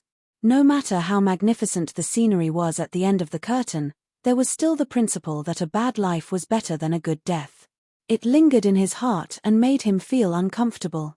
Jiang Shangzhen murmured, "The old fart who scolded you for so many years, when he died, it really made me sad. It'll be difficult to get scolded in the future." In the end, Jiang Shangzhen was only left with a head that hadn't dissipated yet. The remaining illusion looked down at the master and servant whose identities were weirder than the other and smiled, "Old and new debts, one for bullying my woman, and the other for scheming against old Zun. In the future, I'll slowly settle the accounts with you too. Anyway, I'll drag it out with you too." Frost fell. At this time, the sun went down to the ground, and the yin-qi began to condense. The dryness of autumn hurt the body's fluid, so it was suitable for resisting the cold outside and clearing the heat inside. Therefore, there was a custom of eating persimmons at the foot of the mountain. It was said that it could nourish the muscles and bones and prevent the lips from cracking in winter. After a light rain, under a persimmon tree that looked like hanging lanterns, the misty sky and grayish-black branches contrasted with the bright red color of the fruit. It was especially festive. A young woman who looked to be 17 or 18 years old, with a slightly plump figure and a round face, wore cotton clothes. She stood on her tiptoes and straightened her back. She held a withered branch that she picked up from somewhere and knocked 5 or 6 persimmons to the ground. Then, she casually threw the branch away, bent down to pick up the red persimmons, and wrapped them up in her cotton clothes. Finally, she squatted in front of a county boundary stone. While chewing on the persimmons, she looked at the stone inscriptions. In the middle, it was engraved, "Serve the officials and establish a ban, Yongning County boundary." On the left side, there was a small line of words that wrote the country's name. She felt that it was very impressive. With such a stone tablet that ordinary people passing by wouldn't even look at more than a few times, they could settle the 2 neighboring territories. In her hometown, it wasn't possible. It wasn't that particular, and it couldn't be that particular. If one fought too fiercely and had a bad temper, it was easy to not keep anything. After arriving here, she traveled all the way. She collected all the official gold, silver, copper, and copper coins of various countries, the 4 treasures of the study, the little 9 marquises, and the books of the 100 schools of thought.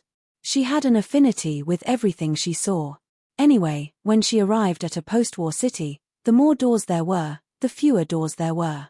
She could casually pick them up along the way. There were more than corpses everywhere. To eat persimmons, one still had to hit the persimmons off the tree. However, picking up things that were said to be worth a lot of money was much easier. In today's Tongye continent, the world in the north was actually not as stable as in the south. The Tongye continent's immortal mountains were the least numerous among the 9 continents in the vast world. Most of them were big mountains, relatively speaking. In fact, in any continent with a vast territory, it was still very difficult for ordinary people to enter the mountains to visit immortals with the naked eye. It was not as simple as meeting the emperor. Of course, there were also those pitiful people who were trapped by the mountains and rivers array formation and went around in circles. Now, the more remote the Tongye continent was, and the thinner the spiritual energy in the mountains and rivers, the less trouble it would attract in troubled times. Many small countries in the corner, even if there were a few so-called immortals in the mountains who could be considered well-informed, would have long wanted to take a mountain with them and run away. How could they care about others? After ascending the mountains to cultivate, what should be broken would have been broken long ago. They would easily travel far away, enjoying the sunset and drinking wine. Why would they have so many worries? If it wasn't for the fact that she liked to travel far away and wasn't greedy for military merits, natural treasures, and feng shui treasures, perhaps the people of Yongning County would have to wait a few decades before they could meet an outsider like her. She came from a faraway place, but she wasn't an outsider. After eating the persimmon, she picked up a tree branch and stood up. She leaned against the boundary stone, crossed her legs, and gently scraped off the dirt on the soles of her shoes. Previously, outside the Confucian temple in the county town, there was an official with a group of Confucian scholars chanting, plowing, and weaving to avoid the wind and rain, probably because it was frost. The descendants of Yi I'm so hasty, Anyway, she couldn't understand them. She only learned some of the great and elegant language. Other than that, she couldn't speak or understand the language of the Tongya continent. She didn't know anything about the official languages and dialects of the various countries. She only saw the group of people who had become officials and those who had not yet become officials gathering together to do something for the people. It was quite a scene. However, wasn't the person in the official's robe a little too fat? His face was flushed, and even his neck was almost invisible. Shouldn't all scholars be as thin as Mr. Jew? There was a group of children who were playing around on their childhood horses. They were playing house as they carried the palanquin to get married. Previously, when they saw the woman standing beside the rock, the children only glanced at her a few times and ignored her. The woman looked unfamiliar and wasn't pretty. She continued to travel alone. Following the traces of the movement of spiritual chi, she finally saw an immortal sect. It was a small sect and was not common in the Tongya continent. However, the cultivators on the mountain seemed to have gone out, so she did not pay them a visit. In the end, hundreds of miles away, between two mountains, there was a vast mountain fog that flowed slowly like a stream. Between the mountain peaks, there were immortal chi cultivators who had set up a huge net with spells to catch a type of bird. It was as if they were catching fish at the foot of the mountain and chasing the fish into the net. A few chi cultivators who could control the wind kept scaring the flock of birds. Some cultivators of the lower 5 states who could not control the wind kept flying in the mountains, making noises and deliberately startling the birds. The cotton-clothed woman sat on a branch of a low mountain and watched this scene quietly. It seemed that after the wasteland reached the Tongya continent, the scene was similar. There were constantly startled birds flying in the sky and crashing into the big net. It was just that she didn't know if those immortals on the mountain who saw the rulers below as puppets would turn to envy these lowly ants at the foot of the mountain in her eyes when they were about to die. They probably couldn't care less. In the moment of life and death, even those who had attained the Tao would probably be confused.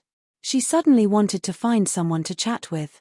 She didn't expect that they could speak the language of the wasteland, but at least they could speak the language of the central divine continent. It wasn't easy to find them now. The city god temple and the mountain shrine in the small places were useless. They definitely only knew the language of the Tongya continent. It was a pity that those Confucian scholars of the academy had either died on the battlefield or retreated to the Jade sect and the Tongya sect. The 5 mountain lords of the great dynasties were definitely dead. The disciples of the Shang clan were even more slippery. Their ability to earn money and hide was too good. It was hard to catch them. As for the cultivators of the upper 5 realms, she was fortunate enough to meet one previously. He was hiding in the deep mountains and had yet to establish his own sect.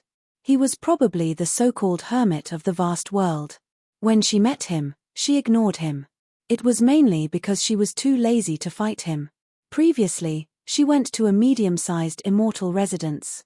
There were Jindan and nascent Soul Earth immortals overseeing it. They didn't have a pleasant conversation and she killed each of them with a punch. Not bad. When she just came ashore, there was a pure Jade realm cultivator whose name she forgot to ask. Wasn't he also killed with a punch? Several young men and women of the lower 5 realms slowly descended the mountain in her vision. There was a female immortal master holding a chrysanthemum that had just been plucked. Frost had killed hundreds of flowers, and only this grass was flourishing. The cotton-clothed woman placed her hands on a tree branch. She wasn't interested in the female immortal masters. She was more interested in the chrysanthemums. Her thoughts drifted away. She heard that there was a place called the Blessed Land of 100 Flowers in the vast world. Among the deities of 100 Flowers, it seemed that this flower had a very high position. It had many elegant names, and they were all very pleasant to the ears. Frost Pistil, Smiling Flower Gold. As for Sun Essence and Ju Ying, they were a little strange. The cotton-clothed woman preferred these messy things. When she was cultivating in her hometown, she always felt that there were too many interesting things in the vast world. Therefore, she had to come here to take a look. As for the fighting and killing, it didn't mean much to her. The reason why she had returned to the human world from the wasteland and came to the Tongya continent was because the sovereign demon, the Lotus Nunnery Master, was killed by Dong Sangeng's sword. After all, to a certain extent, she and the Lotus Nunnery Master were neighbors. Of course, they were neighbors, but they were actually very far apart. In the wasteland, there were 3 moons hanging in the sky. However, the moons were only close to each other. Occasionally, only the one called Yarojyo would drop by her house. Men and women walked in the mountains. Some said that the autumn clouds did not fall into the water on that moonlit night. Fire burned the cold mountain stream and pine trees into ashes. Then, there were poems sung by others. Some were from books, and some were from their own stomachs. The cotton-clothed woman couldn't understand anything. She was a little annoyed. In the past, she would have tolerated it. She was just a passerby on the way here. However, when she wanted to find someone to chat with, she was a little annoyed. She habitually reached out her hands and slapped her cheeks. Her movements were not small and attracted the attention of the young immortal masters who had sharp ears and eyes.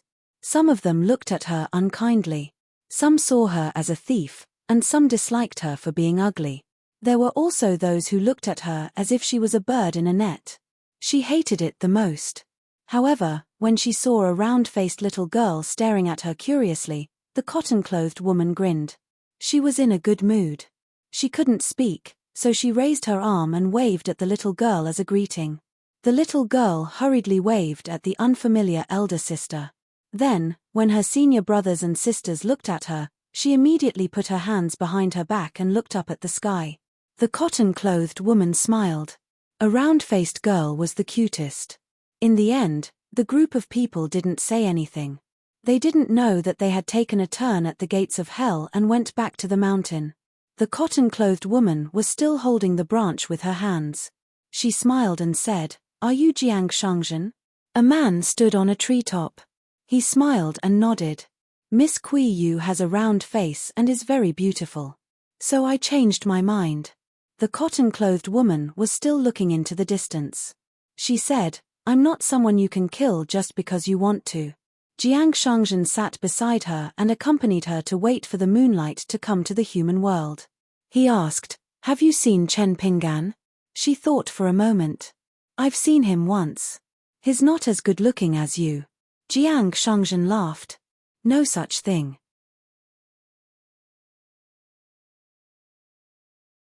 709.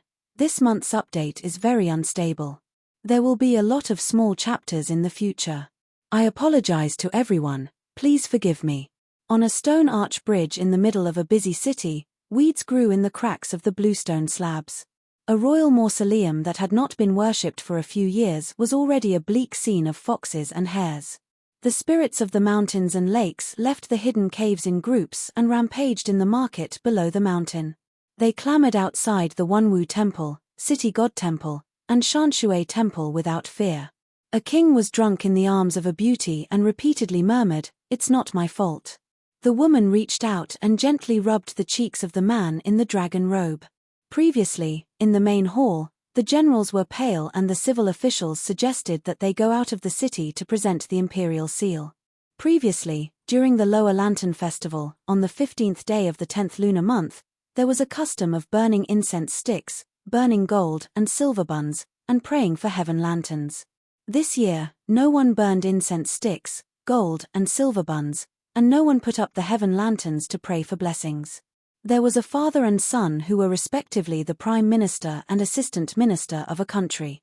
They discussed with the immortals in a secret room. As the cultured leader of a country, the old man kept comforting himself, saying that there would be a way. There was no reason to eliminate the root of the problem. It was impossible to kill them all and leave nothing behind. There was a theater in the county city that was adjacent to the village school. Originally, the old master hated the students who went to watch the girls perform. On this night, the old master and the young children sat together on the bench and listened to the ghosts sing the opera. In a small remote country that had not been affected by the war, there was a Taoist temple built on a cliff. There was only a winding mountain path that led to this place. It was like a small Taoist temple that was embedded in the cliff. It was once a temporary stop of a Taoist immortal of Taiping Mountain. He took in an anonymous disciple there in his early years. Although there was a lot of incense, it was still passed down. However, it was just an unintentional move. The disciple was not good enough. As a cultivator, he was already old at 100 years old. His several disciples were even worse. It could be said that each generation was worse than the previous one. It was believed that the old Taoist still did not know who the young master on the statue in the Hall of Ancestral Masters was. The scholar and the swordsman traveled here together and did not seek anything. When the scholar came back from Tongya sect, the swordsman happened to be in a military tent nearby. They agreed to come here to relax. Previously, the three big demons had been plotting for a long time in Tongya continent. Among them, the young Taoist who successfully became a direct disciple of Taiping Mountain contributed the most. The so-called young Taoist who was exposed by the youth of Fuming sect forced him to take action early. It seemed that he had ruined the plan, but in the long run, it was an accident. It was a pity that he could not join forces with the white ape to kill Zhong Kuei. Since his whereabouts were unknown, it was most likely that the old Taoist in the temple did something. Then, the remaining incense in the vast world would help him gather. The scholar said, "You shouldn't have killed her. It doesn't matter if you killed a few people in the pure jade realm, but you shouldn't have killed her. You even wanted to protect the Yuji Hill for her." The swordsman said, "Sir, I saw that she was begging too much, so I couldn't hold back." The scholar laughed and said, "If it was Feiran who said this, I wouldn't be surprised. But when it comes from you, the scholar, it doesn't feel right." The scholar nodded and said, "Things went too smoothly in Tongya continent. I was a little carried away." The scholar said, "The incident at Yuji Hill could have been the turning point of Tongya continent's situation. It would have meant that the continent's mountains and rivers could have gradually changed from a chaotic world to a peaceful one. Then, I would have been able to help you in the Jiazi period. If I had known, I would have thrown you to Taiping Mountain to protect your apprentice brothers and apprentice sisters. Then, 2 of them wouldn't have died. Including you. It's not that you can't die, but if you die too early, it would be too much of a waste of resources. All of you have learned, but you haven't had the time to display your ambitions." 2 of his fellow apprentice brothers had died in battle. As the apprentice brother's scholar, he felt sad, but he didn't feel guilty at all. The scholar was Ju Mi, the swordsman was the scholar. They were a pair of master and disciple. Ju Mi brought his disciple, the scholar, and walked on the small path. They could already see the small temple. The people of Taoism observed the stars and the moon. The temple observed the Tao. They looked up at the celestial phenomena and looked down at the earth. Therefore, the temple was often at the peak of the mountain. Ju Mi was not in a hurry to enter the temple. He brought the scholar to look at the mountains and rivers. Ju Mi laughed softly and said, "A person who has seen the sun, moon, mountains, and rivers and is blind again feels worse than a person who was blind when he was young." The scholar understood the meaning behind his teacher's words. A person who regained what he had lost would cherish what he had now. Therefore, as long as the Wasteland World's plan was right, the survivors of the Tongyi continent would not be grateful for the world that brought them this. Most of them would only be secretly thankful that the Wasteland World had given them a way out. They would then hate the Confucian Temple of the Central Plains for causing the people of the Tongyi continent to suffer. They would view the Confucian school as the main culprit of all the suffering. They would hate all the continents that were not harmed by the war. A young Taoist boy who was guarding the door swaggered to the 2 of them. He bowed and asked the scholar in his native language why he was here. The young Taoist boy was about 7 or 8 years old. His tone was full of arrogance. He bowed to the Taoist boy because he felt that the etiquette he learned from his grandmaster should not be learned for nothing. Otherwise, he wouldn't be so courteous to 2 mortal teachers who were about to decay. His grandmaster was an old immortal who had reached the sea-viewing realm. He rarely met a worthy opponent in the country. Wherever he went, he would be respectfully addressed as Shangxian or Zhenren. He heard from his teacher that his grandmaster was only 2 steps away from the so-called Dixian in the Taoist books. So what if these two people who came from the human world at the foot of the mountain had some money? So what if they came from a rich family? Weren't they still people from the bottom of the mountain meeting people from the top of the mountain? Ju-Mi glanced at the young Taoist boy again. He turned his head and laughed. I searched high and low for it, only to find it by chance. Now, the great Tao of the Tongyi continent is indeed on our side. Scholar, do you see any clues? The scholar was confused. Please enlighten me. Ju-Mi reached out and grabbed the young Taoist boy's arm. Then, he used 2 fingers to lightly tap the other party's wrist. The young Taoist boy was like a little chick who was being carried. He could only stand on his tiptoes. It was unknown whether he was lucky or not, but he was stubborn and did not scold the scholar at the foot of the mountain.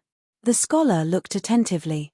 He saw that after his teacher used his supernatural power on the little Taoist boy, the boy's palm vibrated with strands of light. Very quickly, it disappeared with the wind. The little Taoist boy's palm was like dipping it in ink. It could not be washed clean.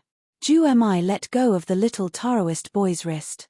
He asked, did your Taoist temple once have a Taoist named Liu Cai who went down the mountain to travel? When he went down the mountain, did he carry a few large and small gourds with him? The little Taoist boy rubbed his wrist and took a few steps back. He cowered and said, how do you know these things? But our Taoist temple did not have a Liu Cai. There was only a country bumpkin nicknamed Liu Mu Tu. He was a fisherman, a hunter, a woodcutter. He did all kinds of odd jobs. According to my teacher, if there was a nunnery on the mountain, he could sell rouge and face powder. Every few days, the country bumpkin would come to our Taoist temple to cheat money. He was one of the biggest pilgrims in our Taoist temple. He was the first to bring the country bumpkin here. My teacher did not argue with Liu Mu Tu these years. The last time the country bumpkin came to the temple, he carried a basket of pine nuts and a few big black carps. He did not ask for copper coins or silver. In the storeroom, he picked up a lot of broken gourds that had been collecting dust for many years. He said that he was going to exchange them for silver. At that time, I felt that it was strange. He was at the storeroom, holding those broken gourds by his ear and shaking them. The so-called storeroom of the Taoist temple was actually a firewood room where old and broken things were piled up. Ju-Mi glanced at the small Taoist temple. He smiled and said, everything is connected. What an expert. The bodyguard asked telepathically, Mister, did Liu Cai's worry and immediately, the 2-blade strengthening gourds, come from here? Ju-Mi shook his head and said, Liu Cai first had the 2-blade strengthening gourds, then he had the 2 life origin flying swords. Otherwise, the founding master here, as an upper 5 realms, would not be so bad that he could not tell the quality of the blade strengthening gourds. Moreover, he had a hobby of collecting blade strengthening gourds. Therefore, what he could not tell the real from the fake and the real from the 2 strange flying swords. Mister's following words made the bodyguard's expression even more solemn. The big pilgrim of the Taoist temple is most likely Liu Cai's preacher and protector. Because the Liu Cai who came to this Taoist temple is only an out-of-body yin spirit, his real body may not even be in Tongyi continent. The bodyguard asked, Mister, you want to find Liu Cai on credit. Actually, you don't just want Liu Cai to win against Chen Pinggan. You also want to meet that pilgrim? Ju-Mi sighed and said, in the world of yin-yang evolution technique, one person monopolizes half of the world. Jade Gui sect's ancestral mountain, Shenzhuan Peak. The old sect master Zun Yuan had died heroically in battle.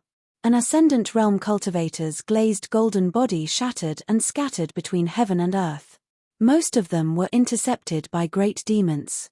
The current sect master, Jiang Shangzhen, used the method of gracefully appearing in the mortal world to prove that he was still alive and very lively. However, the general situation was collapsing. An immortal realm cultivator who had lost the protection of heaven and earth could not support a collapsing building alone. The peak master of Jiui Peak, Wei Ying, who originally had a higher chance of inheriting the position of sect master than Jiang Shangzhen, went to the Aquarius continent to take up the position of sect master. She temporarily served the Song clan and was destined to be unable to cross the continent to return to Jade Gui sect. The Patriarch of Discipline glanced at the chair opposite him and then glanced at the two empty chairs under the portrait of the ancestral hall. Jiang Shangzhen had moved from the opposite seat to under the portrait. It was really heart-wrenching to take another look. He then glanced at the moonlight outside the door. A god of wealth who was in charge of Jade Gui sect's immortal money and heavenly materials and earthly treasures was named Song Shengtang. He said angrily, "Why is our sect master Jiang still wandering outside? Is he going to watch people from top to bottom die every day? It doesn't matter where he attacks, he doesn't even help his own mountain. What's going on?" It was slightly redundant to address Jiang Shangzhen as Sect Master Jiang. It was not directly removing the surname Sect Master. This was a subtle gesture. Jiang Shangzhen had not truly convinced the masses in Jade Gui sect's ancestral hall. However, an important reason for such an awkward situation was that the old sect master Zun Yuan had always been alive. In addition, the Cloud Cave blessed land controlled by the Jiang clan had always been an independent existence similar to a military town in Jade Gui sect. It was too disgusting. Therefore, Zhao Shengtang and Jiang Shangzhen had always been at loggerheads. Whenever the Hall of Patriarchs of Shenzhuan Peak held a meeting behind closed doors, it was a famous dog-eat-dog situation. However, Jiang Shangzhen always had the upper hand. Jiang Shangzhen even gave him a nickname, Bald Song, the hairless old dog. A female ancestral master who had a deep hatred for Jiang Shangzhen sat near the door. Her surname was Liu Huamao. Her aptitude was not outstanding. In her early years, she relied on a large amount of immortal money and heavenly materials and earthly treasures to enter the upper 5 realms by luck. Every time Jiang Shangzhen had a discussion, he would almost always strike up a conversation with Liu Huamao first. Sister Liu was a good name. She was in her prime. Every year she turned 18, and her appearance was as beautiful as today. In such a perilous situation, Liu Huamao had no choice but to be stubborn and speak up for Jiang Shangzhen. There must be a sovereign stage great demon watching over here and responsible for killing Jiang Shangzhen. Perhaps there is more than one old beast waiting for him. She could forget about calling Jiang Shangzhen sect master. The reason why she was like this was because when she was young, she was close to the water and wanted to travel well. She went to the Cloud Cave blessed land. As for training her Dao heart, it was just a side trip. In the end, Jiang Shangzhen, this bastard, was still the young master of the Cloud Cave blessed land at that time. He secretly attached himself to a woman of the blessed land with a strange Abhijina secret technique. Then, he met Liu Huamao and hit it off with her, calling her sister. After that, the two of them naturally traveled together. Then, they visited a place called Hibiscus Pond in the Cloud Cave blessed land. Taking advantage of the pleasant moonlight and secluded, the woman shyly undressed and actually blushed. At that time, Liu Huamao even teased her and pinched the woman's pink cheeks. When she thought about it later, it was really a tragic event. After that, Liu Huamao began to cultivate crazily. She wanted to catch up to Jiang Shangzhen's realm so that she could find an excuse to chop that bastard half to death. It was a pity that on the path of cultivation, there would always be someone better in terms of talent, foundation, and temperament. Jiang Shangzhen, as the recognized next peak master of Joey Peak, did not cultivate diligently. However, he was always 2 realms higher than her. Once, after she caught up to him by 1 realm, Jiang Shangzhen met her. He pestered her and flattered her. In the end, not long after he turned and left, he broke through the realm on the same day. There was a very interesting situation in the meeting of the Jade Gui sect's ancestral hall. Those who spoke more and those who spoke louder had little to do with their realms. It depended on who had a worse relationship with Jiang Shangzhen. As time passed, people like Liu Huamao, who had ordinary aptitude, would have a lot of weight whenever she spoke in the meeting on the Divine Seal Peak's ancestral mountain. On the other hand, such an old immortal had a high seniority and was of the same generation as the old sect master Zun Yuan. His cultivation was also high. However, because he never argued with Jiang Shangzhen and liked to be a peacemaker, he was not valued when he really talked about important matters. He did not even curse Jiang Shangzhen or throw a chair at him. How dare he say that he was wholeheartedly devoted to the sect? The Patriarch of Justice was a little depressed. He patted the chair's handle lightly. The situation changed, and the situation reversed. The old sect master should not have appeared. With the protection of the 3 enclosures 4 symbols great array, although Zun Yuan had just ascended to the ascendant realm, his cultivation seemed to be at the perfect peak of the first realm due to the favorable conditions. When Taiping Mountain and Fuyao sect were destroyed one after another and the great array dissipated, he immediately returned to his original state. The old heavenly lord of Taiping Mountain had risked his life to kill a great sword immortal of the desolate world with the bright moon mirror. As for Daoist Taiping Mountain's slaying of demons and devils, he had many military merits and was the best in the continent. As for the Fuyao sect, Sect Master Huahai was able to hold on until Taiping Mountain was destroyed with his Jade Realm cultivation. It was a magnificent feat in itself. Almost all of Jade Gui sect's military merits came from the 2 sect masters, Zun Yuan and Jiang Shangzhen. Zun Yuan, who was at the Ascendant Realm, killed 2 immortal realm demons and a Jade Realm sword immortal. As for Jiang Shangzhen, he had unknowingly slaughtered 4 pure Jade Realm cultivators, including a large group of Earth Immortals and Demon cultivators who served as an added bonus. Song Shengtang was puzzled. That Xiao Chuo, how did she turn from a hidden official of the Great Wall of Sword Qi to a sovereign of the desolate world? The Patriarch of Justice sneered. Why? Is it important? What's important is that she has signs of merging with the desolate world. She is also an Ascendant Realm Sword Immortal. Our Tongye continent is now the territory of the desolate world. The next time Xiao Chuo attacks, if she still uses her sword instead of her fists, who can block her Q-sword? A less experienced consecrator who sat near the door said softly, the Tongye sect and that sword immortal. The cultivators of Jade Gui sect had a good impression of the second disciple of the literary saint's lineage. A messenger flying sword stopped outside the gate of the ancestral master hall. The Patriarch of Justice reached out and took out the letter. After reading it, his face turned pale. Liu Huamaro was worried and asked carefully, "What's wrong?" The Patriarch of Justice said in a low voice, Ju Mi personally appeared in the territory of the Tongye sect and gave them a huge promise. As long as the Tongye sect removes its protective formation, the Wutong Heavenly Umbrella, they will be allowed to set up their own independent regime. Not only that, they will also receive the protection of Ju Mi and Moon-bearing Mountain for 1,000 years.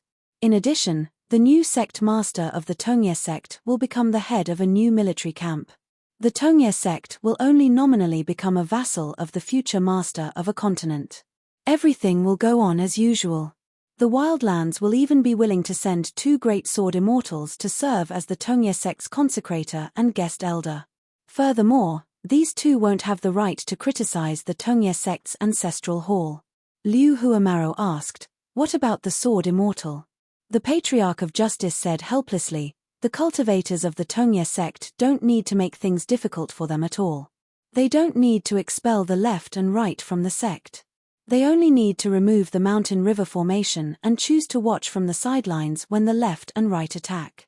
Liu Huamaro frowned. "Won't the left and right be isolated?" The left and right were originally outsiders to the Tongye sect. Previously, the left and right were still able to unite the hearts of the people by using their swords to protect the sect. It caused the cultivators of the Tongye sect to be willing to risk their lives. Ju Mi's actions clearly wanted the left and right to be enemies with the hearts of the cultivators of the entire Tongye sect. Should they defend the Tongye sect or not? If they didn't defend, the Tongye sect's mountain river fate would be taken by the desolate world. If they defended, the Wutong Heavenly Umbrella would already be removed. Every time he attacked, the hearts of the cultivators of the sect would fluctuate if they were caught in the crossfire. Song Shengtang stroked his beard and narrowed his eyes. Difficult. A huge problem. If they put themselves in his shoes, it would indeed cause everyone to feel troubled. Liu Huamaro asked, "The person who passed on this information?" The disciplinary ancestor destroyed the secret letter, saying, "It's a young female cultivator called Yushin." For a moment, the atmosphere in the Jade Gui sect ancestral hall relaxed a little. The disciplinary ancestor smiled, She's the reincarnation of the mother of our ancestor who revived the sect. Jiang Shangzhen was really good at speaking strange words, describing Du Mao as a prodigal child of the Tongye continent, half of the ancestor who revived the sect. Everyone in the Divine Seal Peak Ancestral Hall felt that this sentence was extremely wonderful. Gradually, it spread widely in the Jade Gui sect. In any case, the Jade Gui sect and the Tongye sect had been hostile to each other for more than 1 or 2,000 years. This matter wasn't lacking. If it wasn't for this huge change, the Divine Seal Peak Ancestral Hall would have specially discussed this matter in the early years. They would beat the dog while it was down and nibble away at the foundation of the Tongye sect bit by bit. Not only did it conform to the rules of the Confucian school, but it also secretly hurt people. Liu Huamaro sighed, if we're not careful, this matter alone might bring a fatal disaster to her. The disciplinary ancestor said, then let's pretend that we've never seen this information. This bit of morality has to be talked about. No matter what the fate of the two sects will be in the future, regarding this matter, everyone should be more honest in their words and actions. On account of the little girl's kindness, if there's a chance, we can still help her a little. The ancestor repeated, if there's a chance. The old man suddenly stood up, and soon everyone followed suit. They walked out of the ancestral hall together. Outside the mountain and river formation, a young woman in cotton clothes spoke slowly in the Tongye continent's elegant language that she had just learned. Logically speaking, the Jade Gui sect's mountain protecting formation had long isolated the world, and the other party didn't have any means to temporarily break the formation's restriction, so they shouldn't be able to hear her voice. However, all the cultivators of the Jade Gui sect could hear her words clearly, just like how there was no moonlight in the human world. The woman in cotton clothes didn't say much. She only meant that the Jade Gui sect didn't need to give up the sect, and the cultivators didn't need to leave the mountain. They only needed to hand over a cloud cave-blessed land. A green-robed swordsman with the alias of Chen Yin had a slender figure. He carried a sword on his back. He bought a boat with a black awning at the Peach Leaf Ferry. The usually graceful boatmen and the old wormwood workers who were better at reciting poems than the refined scholars had already fled in all directions. The green-robed swordsman could only row the boat himself. Nowadays, the scholars, poets, high-ranking officials, and nobles of the Great Quan dynasty's capital region didn't have the leisure to enjoy the scenery on a boat. Therefore, this person was undoubtedly an immortal master from another place. The boat with a black awning at the Peach Leaf Ferry wasn't an ordinary boat used to row by foot. The bow of the boat was engraved with a kind of water bird that looked like a heron. It was because of this ancient bow that the green-robed swordsman became interested in rowing the boat. There was a jade tablet of the ancestral hall hanging on his waist. Ancestral hall continues incense and Taiping Mountain cultivates me. This jade tablet was only one of the spoils of war from a certain military camp, so it was given to him. Fei Ran had a good impression of the Great Quan dynasty. It had many advantages and had many outstanding people. This was especially so for the elite cavalry of the Great Quan Border Army.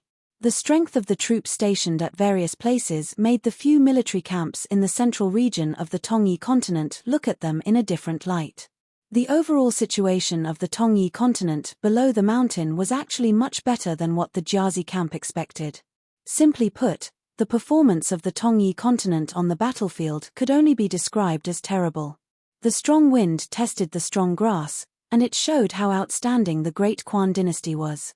However, wild grass was still wild grass.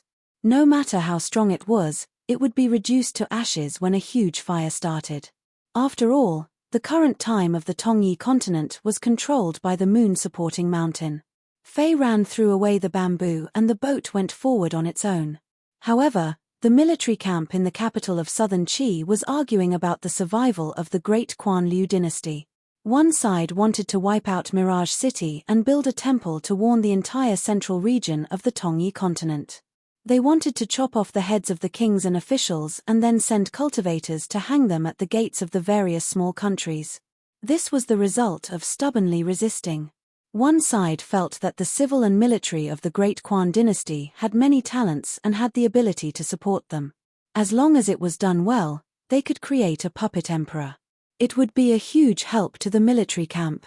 Anyway, the young emperor had abandoned the country, swept clean the treasury, and fled to the Fifth World.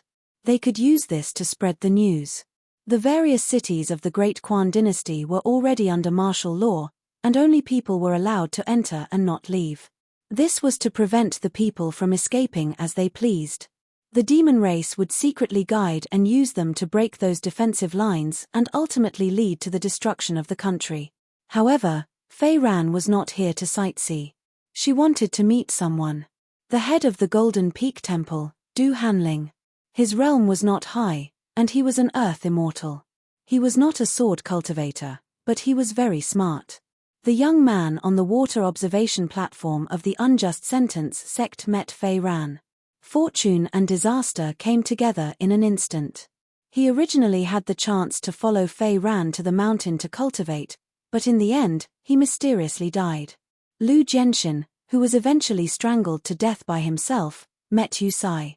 If Jiang Shangzhen had not interfered, he would have had the chance to become a fish dragon and obtain great fortune. Becoming the head of a city was secondary. Climbing up to Yu Sai and having a wooden clog that he used to observe the Tao was simply the two biggest protective talismans. It would be difficult for him to die even if he wanted to. Fei Ran had been thinking about Mr. Zhu's words. The Confucian Academy and the Confucian Academy had given too much power to the secular dynasties. They were not willing to use an iron fist to control and restrain the people's hearts. The 3 Confucian Academies and 72 academies sounded like a lot, but in the huge Tongya continent, it was only 3 academies, including the Dafu Academy. In the end, the Confucian Temple had to restrict the gentlemen and sages of the academy to not be too involved in the matters of the imperial court. They would not allow the Confucian scholars of the academy to be the emperor behind the scenes of the various countries. As a result, everyone did their own thing. The mountains avoided the world, the experts hated the world, and the generals, ministers, and officials were all fishing for fame. They pretended to be ostracized by the Confucian Academy. True sages. On the mountains, below the mountains, in various countries, they were all in a state of disunity. However, Fei Ran was very curious about why Mr. Zhu had established the Confucian Academy and what was the fundamental purpose of his Confucian Academy. How could he completely change the crux of this situation? Just the coexistence of the monster race and the human race in the future was a huge problem. As for Mr. Zhu's true identity, Fei Ran had heard of it before. Zhu Mi was, of course, an alias. He was once a true Confucian scholar. According to senior brother Qieyun, Mr. Zhu was young and talented. However, his knowledge was not accepted by the Confucian Temple. After a discussion with someone, he was completely disheartened, which was why he traveled to the wilderness. This scholar came up with 12 strategies for peace for the Confucian Temple. First, he came up with a cultivation manual for all the scholars in the world. The Confucian Academy's sages, gentlemen, and saints corresponded to their families, countries, and the world. All the emperors of the secular dynasties and vassal states had to be disciples of the academy. Those who were not Confucian were not allowed to become the ruler. Every mountain head of the academy should be the teacher of the emperor. The Confucian scholar should be the imperial tutor. Regardless of whether it was the 3 ministers, 9 ministers, or the 3 provinces and 6 ministries, these important officials should also be disciples of the academy. Every temple had to have an official position that could ignore the restrictions of the palace. They were responsible for recording the merits and demerits of a country's emperor, generals, ministers, and ministers as part of the 3-year examination of the academy. Second, all the monster cultivators of the upper 5 realms, including the earth immortals and monsters, were exiled to a continent and strictly restricted. Once a monster ascended to the Dragon Gate realm, they had to report to the Confucian Temple and the various academies in the central region and record their true name in their files. After this group of monster cultivators reached the Golden Core realm, they had to assist the gods of mountains and rivers to ensure that the land under their jurisdiction would be peaceful for 100 years. Their main task was to kill the monsters that caused trouble, which was similar to the position of county guard. Then, The academy would judge whether they could be promoted to mountain head or water deity or continue to work for 100 years. Once they were promoted to mountain head or water deity, they would be like a clear stream in the officialdom of the human world. Their path of promotion was no different from that of the river deity or the mountain lord. Third, 3 areas near the inverted mountain would be chosen to connect the South Soro continent, the southwest Fuyao continent, and the southeast Tongye continent. For example, the territory of the Old Rain Dragon sect. Then, they would gradually station troops at the Great Wall of Sword Aura. First, they would move the mortals and those who were not suitable for cultivation to the islands under the Rain Dragon sect's jurisdiction. Then, they would transfer the sword cultivators of the Northern Reed continent to guard the Great Wall of Sword Aura for a long time. All the cultivators who had committed serious crimes in the vast world could redeem their lives on the battlefield with their merits. All the wild cultivators could use their merits to buy elixirs, secret manuals, and treasures on the mountain. They did not have to fight outside the city. During war, they would guard the city. After war, they would use the Great Wall of Sword Aura as a base to build cities in the south. They would force the desolate world to mobilize troops at least once every 30 years. The geography of the Great Wall of Sword Aura was unique. Chi cultivators who were not sword cultivators were naturally suppressed. Therefore, they would cultivate a sufficient number of pure martial artists. Although they were also suppressed by the great Tao and pure sword intent, they were different from Chi cultivators. The martial artists could train their bodies. Moreover, the threshold for becoming a martial artist was lower than that of a Chi cultivator. In the end, the Great Wall of Sword Aura would be a war situation. Chi cultivators who were not sword cultivators and pure martial artists would mostly be supporting the Great Wall of Sword Aura. Fourth, all the Immortal Realm and Ascendant Realm cultivators would be given extra freedom. These people who were at the peak of the mountain would have to contribute. However, every time they contributed, they would definitely receive more in return. The Confucian Temple acknowledged their superiority. For example, when they rushed to the Great Wall of Sword Aura, the Confucian Temple of Heartland promised that they would not have to fight to the death and that they would not harm their great Tao. They only needed to do things that were not perfect. For example, if they had the upper hand in the battle, they would expand their advantage. If the battle was unfavorable, they would use their Dharma treasures that were not great refinement items to resist the attacks of the great demons. They would also build mountain and river formations to protect the cities, the city walls, and the sword cultivators and the martial artists. Fifth, the Confucian temples in the Central Plains built 72 Daoist academies in addition to the 72 academies in the various continents and countries. Apart from taking the initiative to inspect their cultivation aptitude, they also accepted tributes from the imperial courts of various countries and took in cultivation seeds from all over the world. This group of Confucian scholars, in addition to scholarly pursuits, specialized in the art of war. They were not the type of people who only knew how to talk about strategy on paper. The location of the final test was the Great Wall of Sword Chi that was filled with smoke. Sixth, divide the 100 schools of thought into 9 ranks. There will be 2 ways of promotion and demotion, no different from officialdom. Those who disobeyed the rules would be expelled from the ranks of the 9 ranks. All knowledge would be banned, and all books would be destroyed. The patriarchs of their families would be imprisoned in the Confucian Temple's merit and virtue forest. Seventh, break the barrier between the mountain and the foot of the mountain. One of the suggestions was to add fuel to the fire and entice the cultivators on the mountain to become immortal Tao companions. Eighth, exclude Buddhism and Taoism, forbid all Daoist temples and monasteries, and ensure that the Confucian school of thought truly dominates the world. Ninth, focus on supporting militarists, merchants, and strategists. Apart from that, there were 3 strategies that specifically targeted the 2 neighboring worlds and the ancient gods. Feiran sighed and put away her complicated thoughts. She muttered to herself, in the end, Mr. Ju proposed these 12 strategies in the past to seize power for the Confucian Temple of Thought.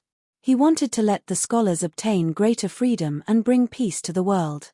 Near a crossing of the Peach Leaf Ferry, 2 black awning boats met. Feiran frowned.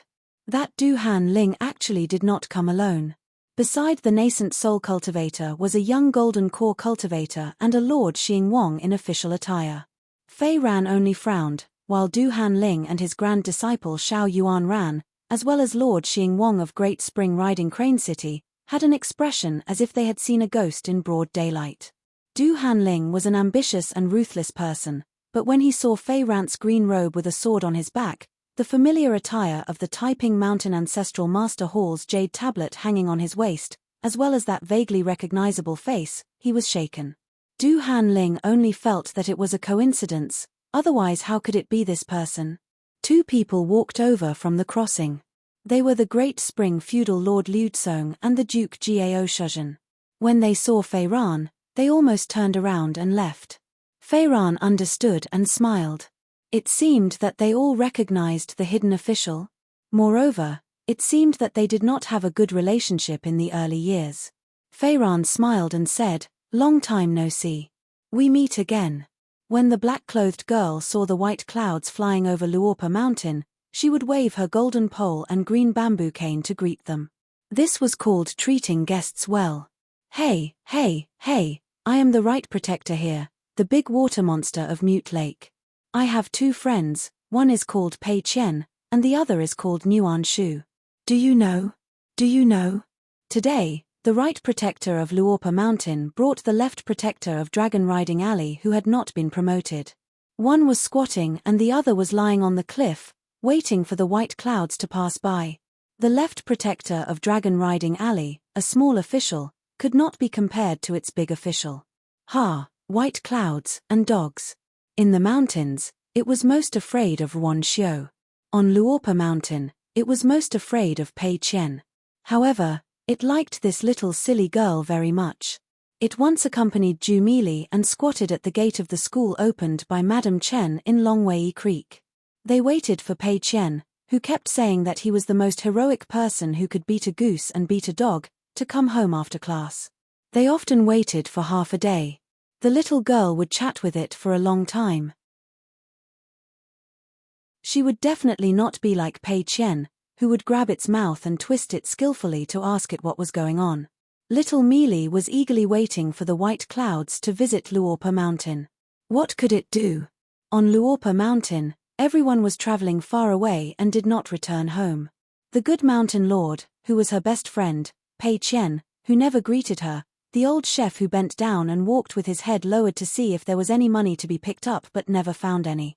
The crazy and silly big white goose who never got angry even after being beaten and scolded. The cheerful Da Feng who loved to read books the most. The old man who looked like a scholar the most, Teacher Cow. Ju Mili frowned. The more she thought about it, the sadder she felt.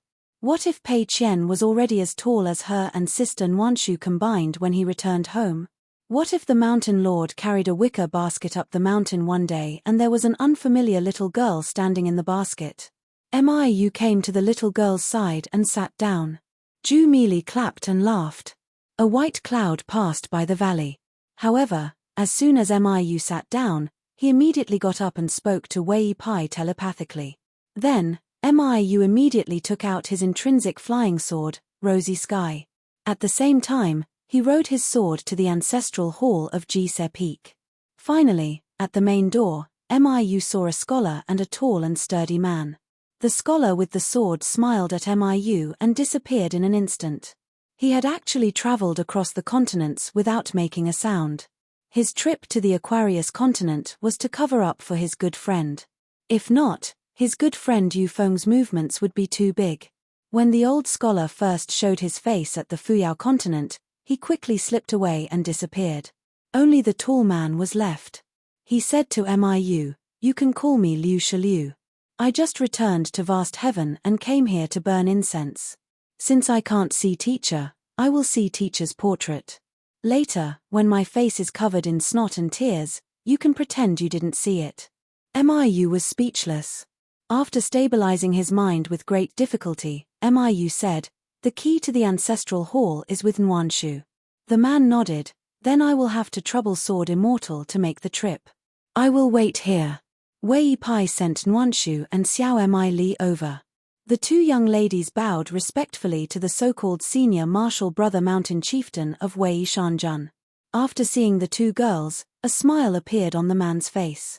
Little junior brother really wasn't bad. After Chen Nuanshu opened the door of the ancestral hall, he saw the tall and sturdy man standing outside with a solemn expression. He first straightened his clothes and then stepped over the threshold. The scholar who was about to cross continents on his sword suddenly stopped. He met the sneaky old scholar. He asked, "Why didn't you show up earlier?" The old scholar said confidently, "Let's wait for that big fool to finish crying first." The scholar glanced at the canopy in the sky. The old scholar asked, "Brother Bai, don't miss this opportunity. Why don't you teach him a few sword moves? What is called a sword immortal? Isn't it Lin Feng who wants to kill the flood dragon spirit? Aren't those ancient divine spirits who don't greet guests stronger than the flood dragon? All the more you should use your sword." Previously, Xiao Chuo used her sword in the Tongyi continent. How shocking it was. That little girl has such sword intent. Bai, you are also 8 feet tall and wielding an immortal sword. Can you bear it? Brother Bai, just go all out. If you're being courteous with me, I'll be impatient with you. To tell you the truth, I'm good at cleaning up a mess. But let me say this first, 3 to 5 strikes should be enough. I won't be able to take any more than that. If you're really unhappy, 7 or 8 strikes at most. The scholar ignored the old scholar and disappeared in a flash. The old scholar stomped his feet. Then he looked at the Luo Po mountain. Thinking back, Bai also used the White Cloud song to send Liu Shiliu back to the mountain.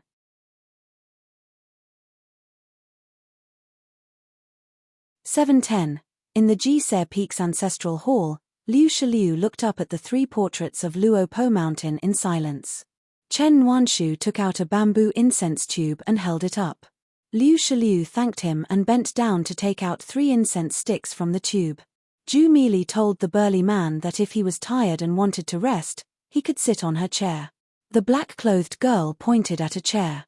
There was a palm-sized slip of paper on the back of the chair. "Right Guardian," Zhu Mili was written on it. Liu Shiliu nodded. Chen Nuanshu pulled Mili's sleeve and left the ancestral hall with her, leaving Liu Shiliu alone. They walked out of the ancestral hall and passed by the ancestral hall's outer door. Mi Zhenxian, who was dressed in an elegant green robe, and Wei Shanjun, who was dressed in a snow-white robe and had golden earrings, stood side by side outside the door. Miu asked Wei Pai telepathically, "How did you know his identity? Master Hidden Official has never mentioned this before." Wei Pai explained. When Mr. Bai approached the northern peak, he took the initiative to report his name to the cloud-splitting mountain. He said, "Bai Yi and his good friend Liu Shiliu are visiting Luo Po mountain." Liu Shiliu said that he was Chen Pingan's half-senior brother and wanted to pay respects to Mr. Bai's portrait. Miu joked, "Brother Wei, why are you so excited about Bai Yi?" Wei Pai smiled. Who wouldn't be fascinated by a sword immortal who isn't a sword cultivator? There weren't many people that Wei Pai admired. There was Bai Yi, Alliance who carved words on the Great Wall of Sword Qi, and the Central Plains Suishan Great God. Miu shook his head. "There isn't much talk about this person in my hometown." Of course, it wasn't that the scholar was unworthy of his reputation. It was just that Bai Yi's sword attacks were too few and there wasn't much to talk about. Other than drawing water from the Yellow River waterfall, Bai Yi didn't seem to have any other achievements in the long years after. Until this time, he appeared in the Fuyao continent and killed a sovereign stage demon with 3 swords. In fact, between the 2 attacks, Venerable Fiery Dragon had visited the isolated island in the sea. After that, Bai had also secretly traveled with her sword and killed an Ascendant Realm demon in the Central Divine Continent with a single strike. Miu looked inside the door. The burner that came from afar lit 3 incense sticks was above his head. He didn't put them in the incense burner for a long time, probably muttering to himself. Miu was quite envious of Liu Shiliu. Once he arrived at Luo Po mountain, he could burn incense and worship the statue. Translator, Transan editor, Transan the unpolished Jade Realm Sword Immortal, UMI, had been in Luopa mountain for a long time, but he had not offered incense in Jise Peak's ancestral hall. He could not blame anyone. It was Miu himself who said that he wanted to wait for Master Hermit to return to his hometown. When there were more people on Luopa Mountain, he would record Miu into the Ancestral Hall's registry. Miu was getting a little tired of waiting. After all, there were many things to do on Luopo Mountain. He accompanied Xiaomi to eat melon seeds, watched the clouds come and go, or took a stroll on the white jade railings outside the mountain god temple. When he was really bored, he went to the blacksmith shop by the Dragon Whisker River and found Liu Xianyang, who was also a lazy person, to chat.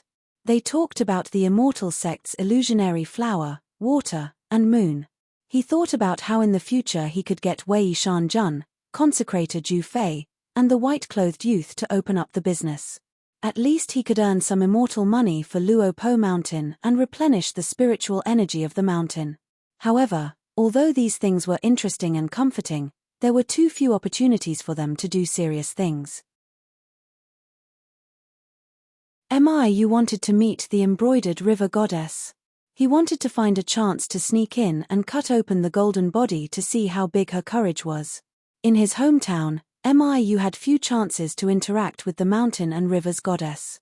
He didn't expect that in the Aquarius continent, there were temples and gods everywhere. The Fox Kingdom in the Clear Breeze City was something Miu had long wanted to pay a visit to. As for the city lord Shu Han, Miu treated him as half a kindred spirit. Because Shu Han was said to be a man who rolled in a pile of women, Miu wanted to confirm whether the Liu Xianyang clan's ancestral heirloom, City Lord Shu Han, who competed with Huang He for the title of number 1 under the upper 5 realms in the Aquarius continent, was still wearing the Binzi armor that was passed down in the Liu Xianyang clan. As for the Aquarius continent's Sword Dao mountain peak, 10 sword deities of the 10 great peaks, Zhengyang Mountain, there was an old ancestor sword deity who had just come out from closed-door training. At that time, Miu was accompanying Liu Xianyang to take a nap at the riverside shop. When he heard Liu Xianyang say the words old sword deity, Miu was shocked. Just as he was considering whether his unpolished jade realm in the Great Wall of Sword Qi had a chance to exchange his life with the Aquarius continent's immortal realm, Liu Xianyang handed him the Mountain and Rivers Bulletin, the mountain's exclusive congratulatory report, with golden words on the blue bottom. Miu looked at the Mountain and Rivers Bulletin, the praises on it. It was as if the old man had not ascended to the unpolished jade realm, but ascended to the ascendant realm. Miu was puzzled.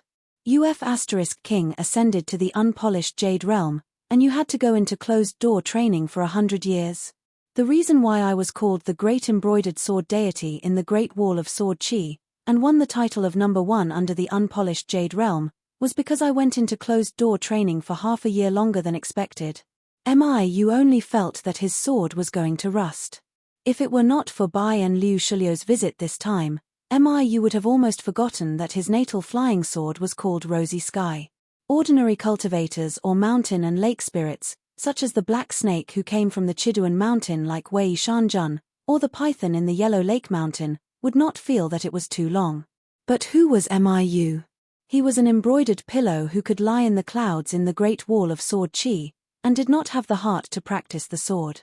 When he came to the Aquarius continent, especially after parting ways with the Wind Snow Temple's Wei Jin, Miu always felt that he was getting farther and farther away from the Great Wall of Sword Qi.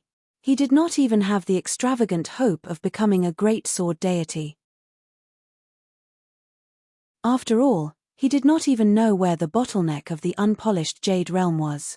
In fact, according to Miu's temperament, it did not matter if he did not know. It was up to fate whether he could become an immortal or not. God, if you don't give it to me, I will not ask for it. If you give it to me, I will accept it. However, when he arrived at Luopa Mountain, the hidden official was not on the mountain, nor was the chief steward Zhu Lian. Even Zheng Dafeng, who was guarding the gate, had gone far away. After a while, only Nuan Shu, Xiaomi, and some children who had not practiced martial arts for long were left. Otherwise, there were some spirits and ghosts that Miu did not like to deal with. Therefore, Miu inexplicably became the temporary backbone of Luopa Mountain, which made Miu feel a little strange. After all, in his hometown, the Great Wall of Sword Qi, Miu had long been used to the existence of so many old sword deities and great sword deities. Even if the sky fell, he would not be afraid. Moreover, Miu had an elder brother, Miu, a genius sword cultivator who had the chance to be ranked among the top 10 sword deities of the Great Wall of Sword Chi. Miu was used to being casual and not caring about anything. Therefore, he missed the days when he was in the Summer Palace and the Spring Banner House, where he would do whatever the young hidden official asked him to do. The key was that every time Miu did something, he would be rewarded big and small. Miu suddenly sighed with emotion. If this goes on, I will really have to eat and wait for death. Things like sunbathing and eating melon seeds are really addictive. For some reason, on Luopo Mountain, perhaps because he was too used to the water and soil here, Miu felt that he was like a saying in the book, sleepy in spring. Especially when he followed Ju Mili to patrol the mountain twice a day, it was the most interesting thing. Wei Pai hesitated for a moment and asked, "Are you planning to go to Old Dragon City to take a look?" Miu glanced at the sky and shook his head. "I wanted to go and take a look before, but now I am really worried about Luopo Mountain. Luopo Mountain is too close to Pinning Cloud Mountain. It is easy to attract those ancient remnants." Wei Pai nodded and said, "My North Peak is the only place that has not been invaded by the ancient gods. We have to be very careful." In the ancestral hall, after Liu Shiliu offered incense, he closed his eyes again and murmured. Ju Mili carried a golden pole on her shoulder and held a green bamboo cane in her hand. She said seriously to Sister Nwanshu, half of the Mountain Master's senior brother, "He is so tall and strong. And this is only half. If there is only one, how bad would it be?" Chen Nwanshu had a few keys hanging on her waist. She said helplessly, "1.5, that's not what I meant." The black-clothed girl raised her eyebrows and was very happy. "Sister Nwanshu, I was joking with you. If you can't even tell, it's like I said it for nothing." Chen Nwanshu smiled and stroked Xiaomi, who was shorter than him. He said softly, "Xiaomi, you're smarter than yesterday. Keep up the good work tomorrow." Ju Mili nodded vigorously, "Yes, yes, yes." Pei Qian said that one's ambition is not determined by age, nor is one's cleverness determined by height. Liu Shiliu left the ancestral hall and crossed the threshold. He smiled at Chen Nwanshu and said, "You can lock the door now." The girl in pink nodded and went to close the door. Xiaomi hesitated for a moment, but still followed Sister Nwanshu to get down to business. As for how to entertain Liu Shiliu, she had to think about it carefully. Liu Shiliu gave a fist salute and thanked Miu and Wei Pai. "Little junior brother hasn't been on the mountain for many years. Thank you for taking care of him." Miu said, "You are welcome, Mr. Liu. I am a consecrator of Luopa Mountain." Wei Pai also said, "I can become Dallas Lord Bei Yu thanks to Alliance. I am also good friends with Chen Pinggan. A close neighbor is better than a distant relative. It is only right for me to help."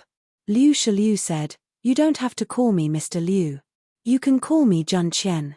Although it is also an alias, I have always used this name in the world." Smoke lingered in the backyard of the Yang family's medicine shop. Old Yang put his smoking pipe on his waist and got up to welcome them. It was the old scholar and Bai Yi who came together. Bai Yi was about to leave the continent and enter the sea. However, the pestering old scholar stopped her and insisted on having a seat here. Bai Yi remembered the fate of Taoism at Chunming sect in Yuan Bao's last years and did not refuse the old scholar's invitation. If Chen Chunan of the South Sura continent was said to have the title of Mellow Scholar.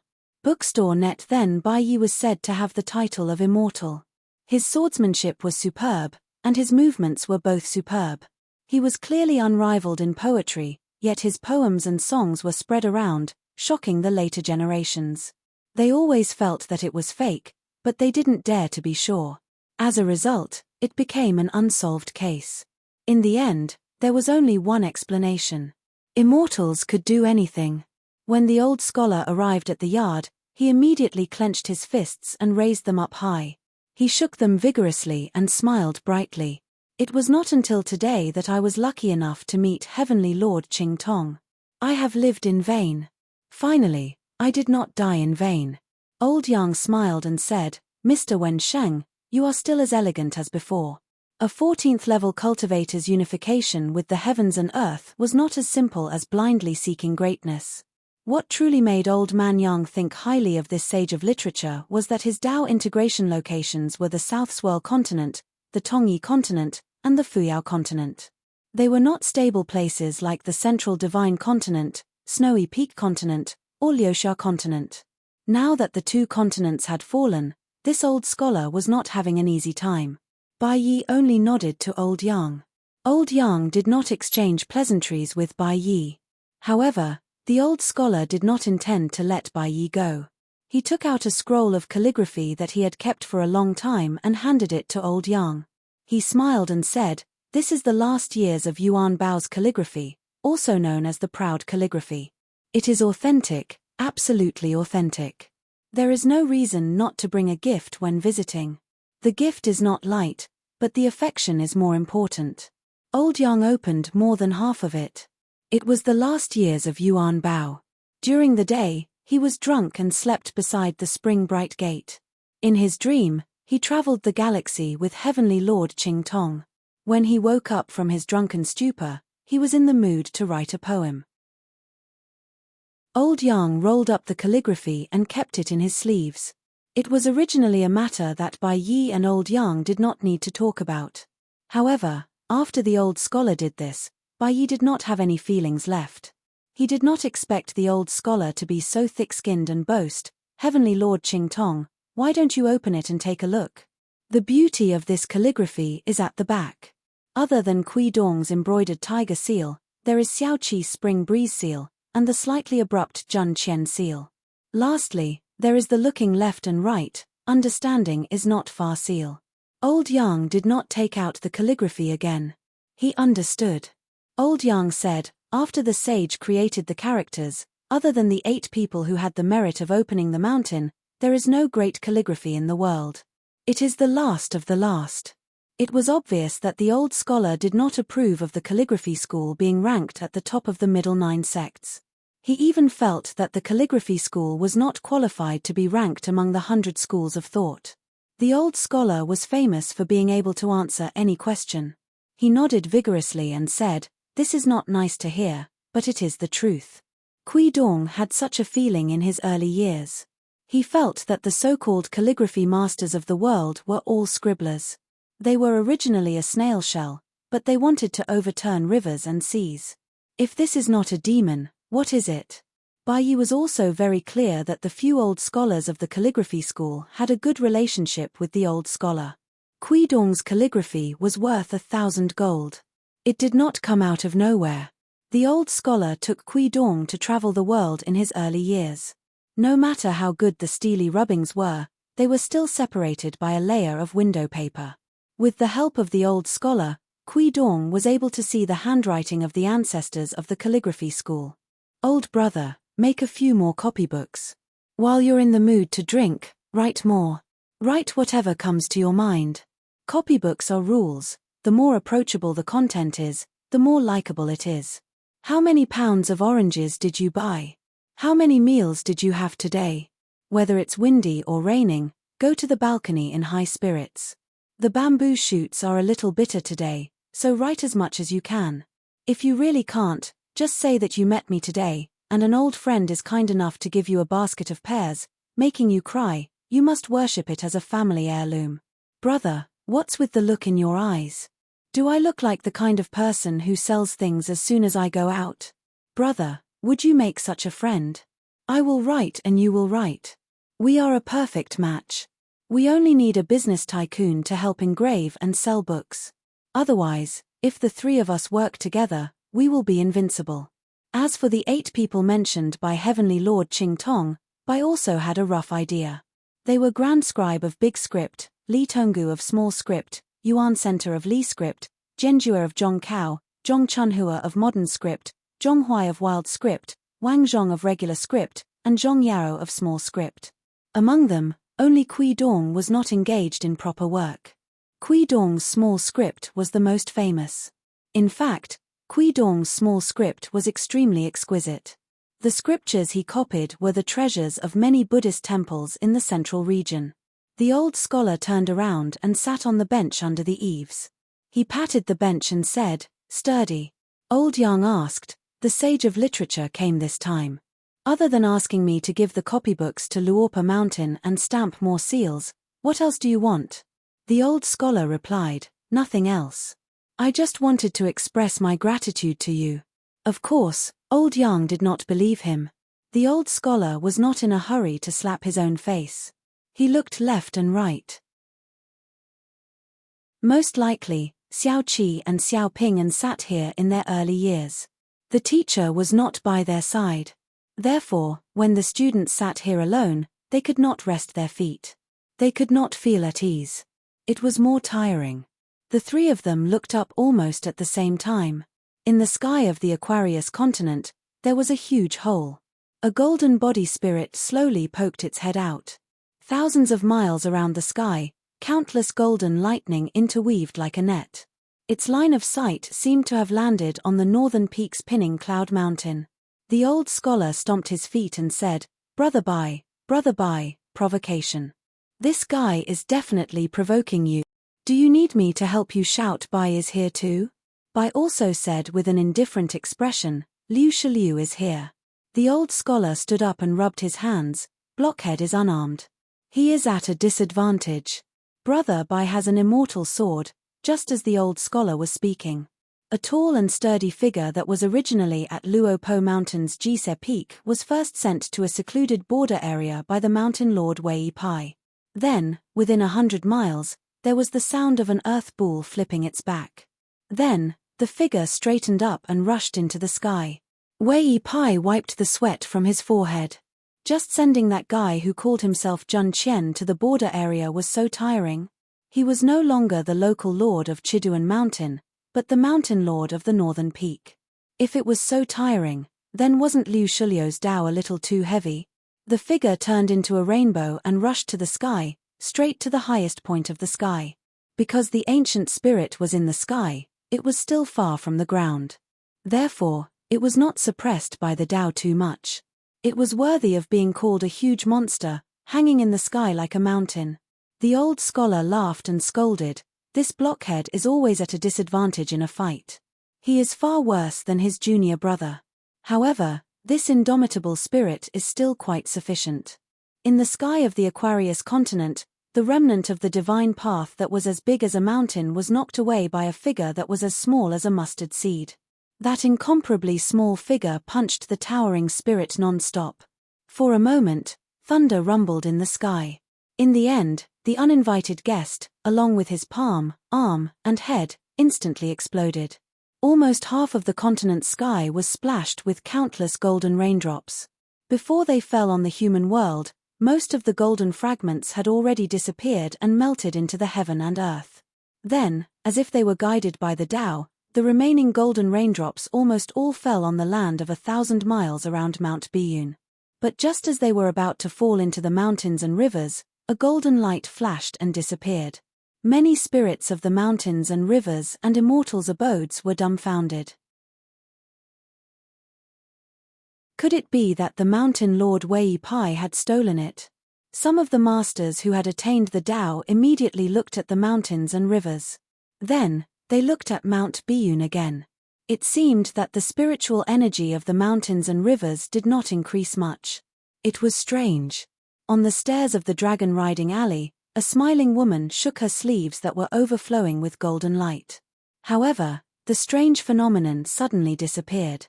The old scholar said, "Senior, please show me the way." Old Yang nodded. Liu Shiliu's mind moved slightly.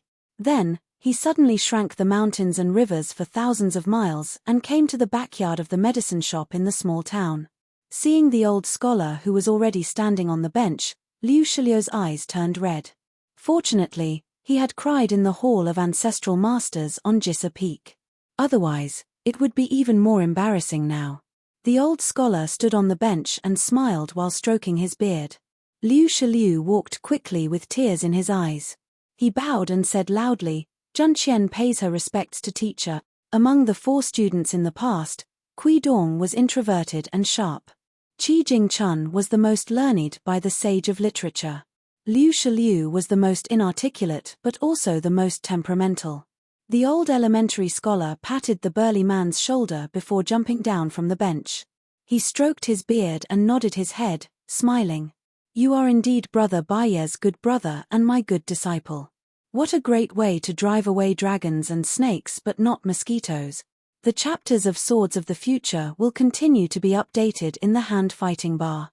There are no advertisements in the website. Please bookmark and recommend the hand fighting bar. If you like Swords of the Future, please bookmark Swords of the Future. You're tuning in to the Celestial War YouTube channel. Don't forget to subscribe and join us on this journey to catch the most captivating stories.